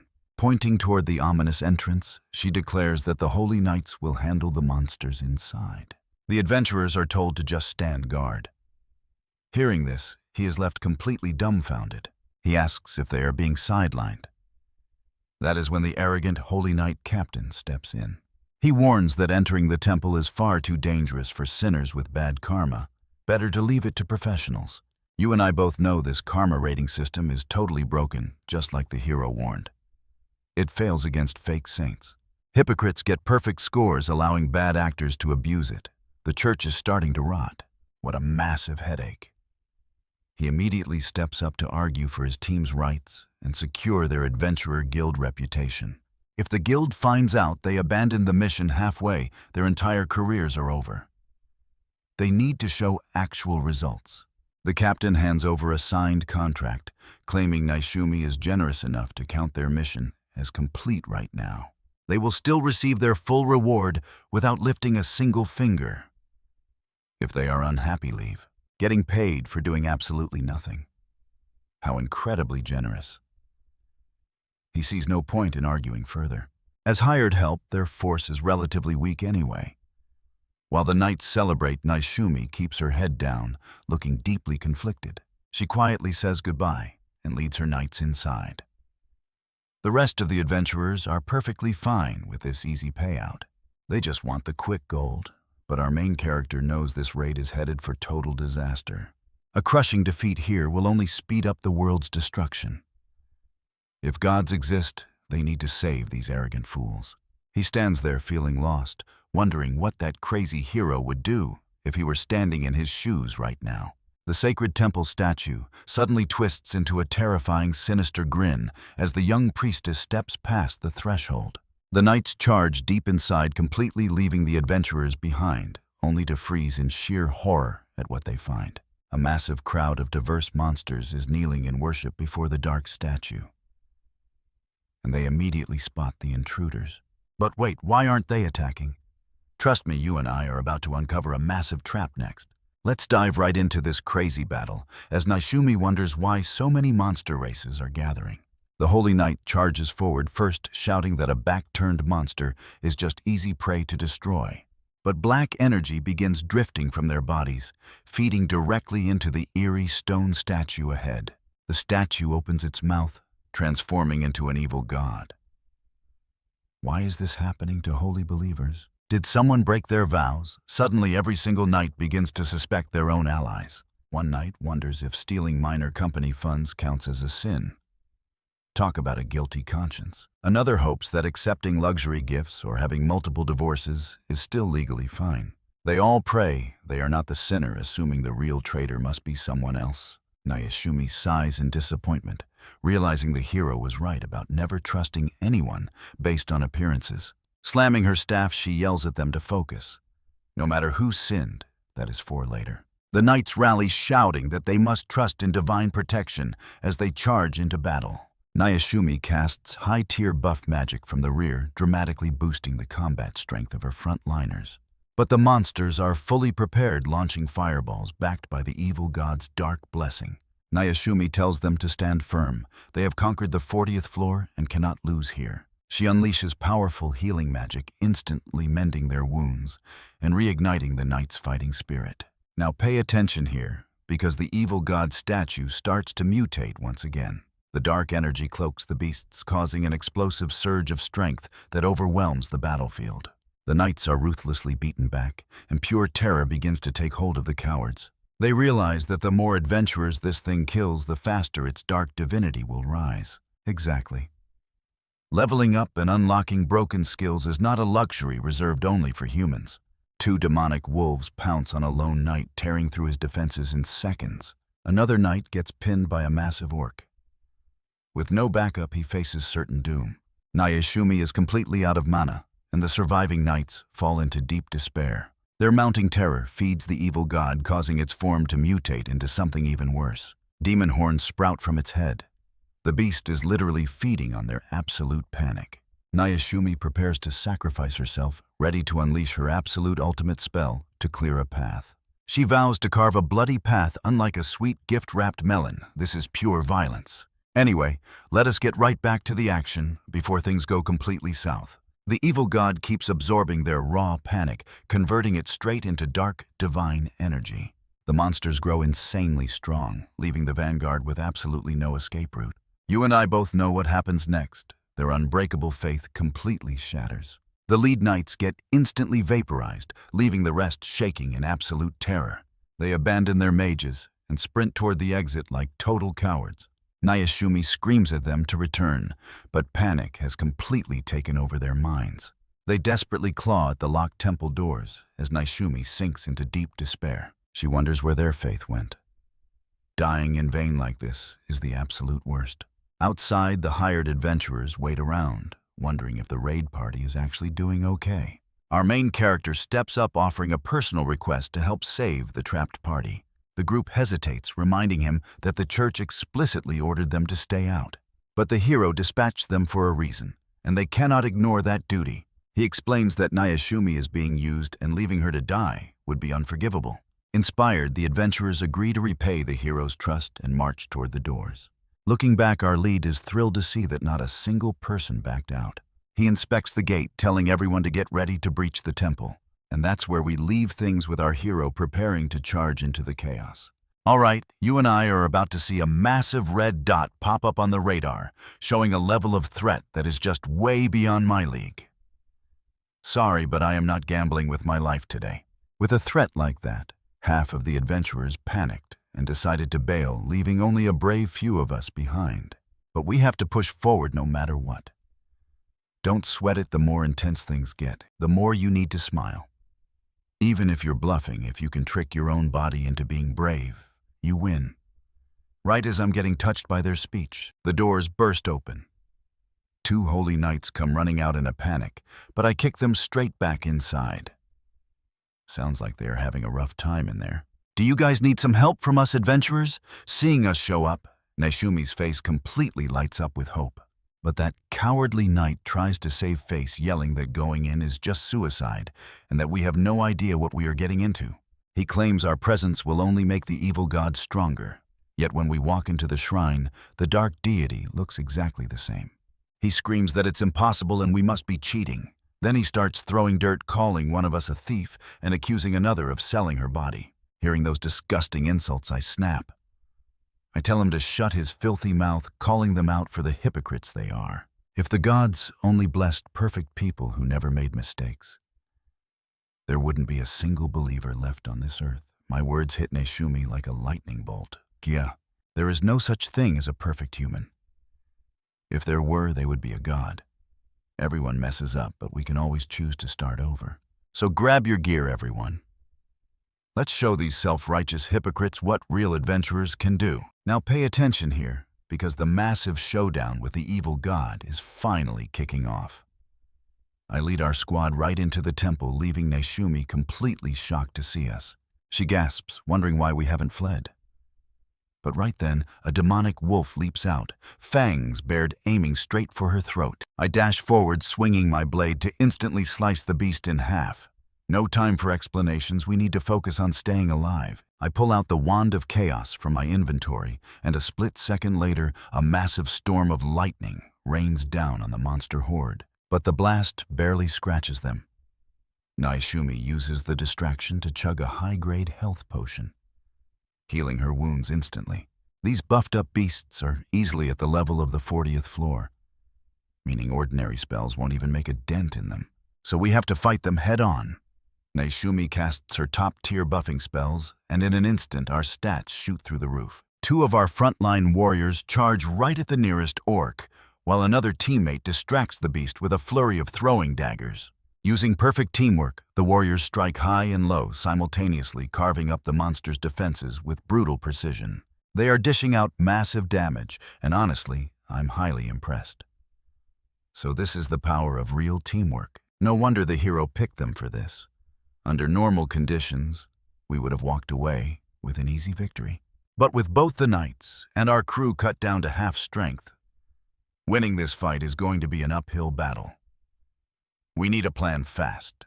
I know what you're thinking. Is she seriously going to sacrifice herself? Naishumi steps up, planning to use her ultimate compensation spell. It's the only offensive spell a saint has, turning her very life force into raw, destructive power. But to take down a literal god, the price she will have to pay is her own life. Hearing this, my jaw completely drops. Are you out of your mind? You will literally die. But she just looks at me and says she accepted this fate the day she joined. Hearing a girl this young talk about martyrdom twists something deep inside my chest. It makes me absolutely sick. Damn it! I yell at everyone to give it everything they've got, and charge adventurers and holy knights join forces surrounding the beast together. Combining our strengths, we launch an all-out desperate charge. We carve a path through the monster horde, pushing Naishumi right to the front line. She thanks us, ready to fulfill her final duty, and starts chanting to summon the sword of Indra and call down the heaven's wrath. But right in the middle of her ancient chant, her small body begins to shake uncontrollably. The primal fear of death completely takes over. Her vision blurs and terrifying hallucinations start flashing before her eyes. She sees a vision of her own blood-soaked corpse lying in a dark pool of crimson. Her mind goes blank, paralyzed by pure, unadulterated terror. She can't even hear me screaming her name. The evil god senses her panic and strikes. But luckily I'm there, to leap in front of her and deflect the blow. I ask her straight up if she's afraid of dying, but she tries to deny it. Even after getting called out, she keeps making excuses. I tell her it's okay to be scared. Nobody wants to die. It's human nature. My words break her shell, and she finally lets all that bottled-up pain out, tears streaming down her face. She's done so much already. But she weeps, asking how else they can defeat this god without her sacrifice. I tell her there's another way, pray. That's her real job as a priest, and my words spark a brand new light in her eyes. She realizes she can still offer her prayers. Her faith has never wavered once, and following her holy scripture is what she does best. But will a simple prayer work against a chaotic, raging dark deity? We have to gamble everything on this one shot and beg for a miracle. And honestly, that's where you and I witness a miracle in the making, as a massive beam of holy light completely floods the dark temple. Let's dive into this epic battle, where the evil god gets completely shut down, leaving Naishumi absolutely thrilled by our main character's insane play. I knew you had this. Now leave the rest to me, and let's show this overgrown deity what real adventurers can actually do. If you've ever changed classes, you know the drill. It takes two things: first, the sacred prayer of a high-ranking priest, and second, an active altar. But since we are mid-battle, the system cannot verify ownership. Forcing a class change now would be a massive gamble, making the success rate practically zero for anyone else. But luckily for us, I happen to have a secret weapon. A maxed out luck stat of 9,999. When your luck is this high, any chance above zero is basically 100%. Let's begin. Altar ownership check: 49% human, 51% monster. Ownership granted to humanity. Please select your new class, and just like that, all available class options pop up. First is Berserker, a high-offense powerhouse built to crush enemies of a much higher level in direct combat. Then there's Holy Knight, and finally the Clown class, a tragedy up close, but a comedy from afar. Seeing this class change activate, Naishumi is absolutely stunned. Shouting about how miracles really do happen, she gets incredibly excited when she notices the Holy Knight option. She immediately tells me to lock it in. Holy Knight is perfect for you. It gives you awesome healing magic and boosts your defense. Plus, only a few people in the entire church have it. but I instantly shut her down. Sorry, I'm not really the religious type. I'd much rather go with this one. Looking at where my finger is pointing, Naishumi gasps in pure disbelief. Are you out of your mind? Get ready, because things are about to get completely wild. Talk about an unexpected upgrade. Takahashi Kyojin successfully becomes a clown, leaving Naishumi completely lost for words. She looks at me like I've lost it. Why a clown? That is literally the worst class in the entire game. It's ranked dead last on every tier list because every single skill is a total gamble, with bad luck, and you could easily get wiped out by a basic level 1 slime. But for me, this is a straight-up god tier class. I unlock my brand new skill double-edged luck and turn to Naishumi. All right, lay those stat buffs on me. As her magic flares, my attack power and critical rate instantly double. Add in my Saintly Arbiter title, which boosts damage against undead by 30%, the triple critical multiplier from my heavy strike and my new skill, giving me a 50-50 shot of either multiplying my next hit by 10 or slashing all my stats to a miserable 10% for an hour. Now pay attention, because Kyojin raises his massive silver sword, leaps toward the massive deity, and decides that this clown is going to slay a god. As his sword crashes down, the divine statue completely shatters. I've made my decision. I'm going to be the strongest clown this world has ever seen. Staring at his massive silhouette, Naishumi is totally speechless, frozen in pure awe. And as for the other adventurers, seeing the statue smashed to pieces, they absolutely lose their minds with joy. With the boss dead, cleaning up these leftover minions is going to be a breeze. Stripped of their divine buffs, the monsters shrink back to their weak little selves and get wiped out instantly. Just then a warm, golden sunlight pierces through the cracked cathedral windows, warming Naishumi's heart. Kyojin has successfully cleared the dungeon, earning the legendary title Godslayer, boosting his damage by 50%. He even broke the maximum damage record, upgrading his heavy strike into a supreme tier ultimate skill. With the temple officially reclaimed by humanity, our party secures a hard-fought victory. Quick question for you guys. Of those 3 class options, Berserker, Holy Knight, and Clown, which one would you choose? Rumor has it picking one grants you 9,999 luck. Story update. After changing classes to a clown and smashing the evil statue, the temple is finally fully liberated. Right on cue, those cowardly adventurers who fled earlier crawl back, saying they might have lacked the courage to fight, but they already reported everything to the guildmaster, who is on his way. Though looking at us, he's clearly too late. Oh, and we caught these deserters for you to deal with. Naishumi walks over, her face dark with anger. I'll ensure they face proper justice. With the crisis averted, I wave goodbye. Let's team up again sometime. See ya. But before I can leave, Naishumi calls out. Wait, I have one question. Back there you said you weren't a believer, but you know the Holy Scriptures inside out. Where on earth did you learn all that? Well, let's just say I read it in a book a long time ago. Honestly, in my past life, I was a clergyman in charge of cooking, who just browsed the scriptures during my free time. Cut back to the church where Naishumi is preparing to punish those cowards. She decides to give them a chance at redemption through legal secular punishment. To the greedy one who embezzled church funds, you will rot in a prison cell. And as for you, the melon-obsessed weirdo, you're being exiled to East Africa to live with the wild animals.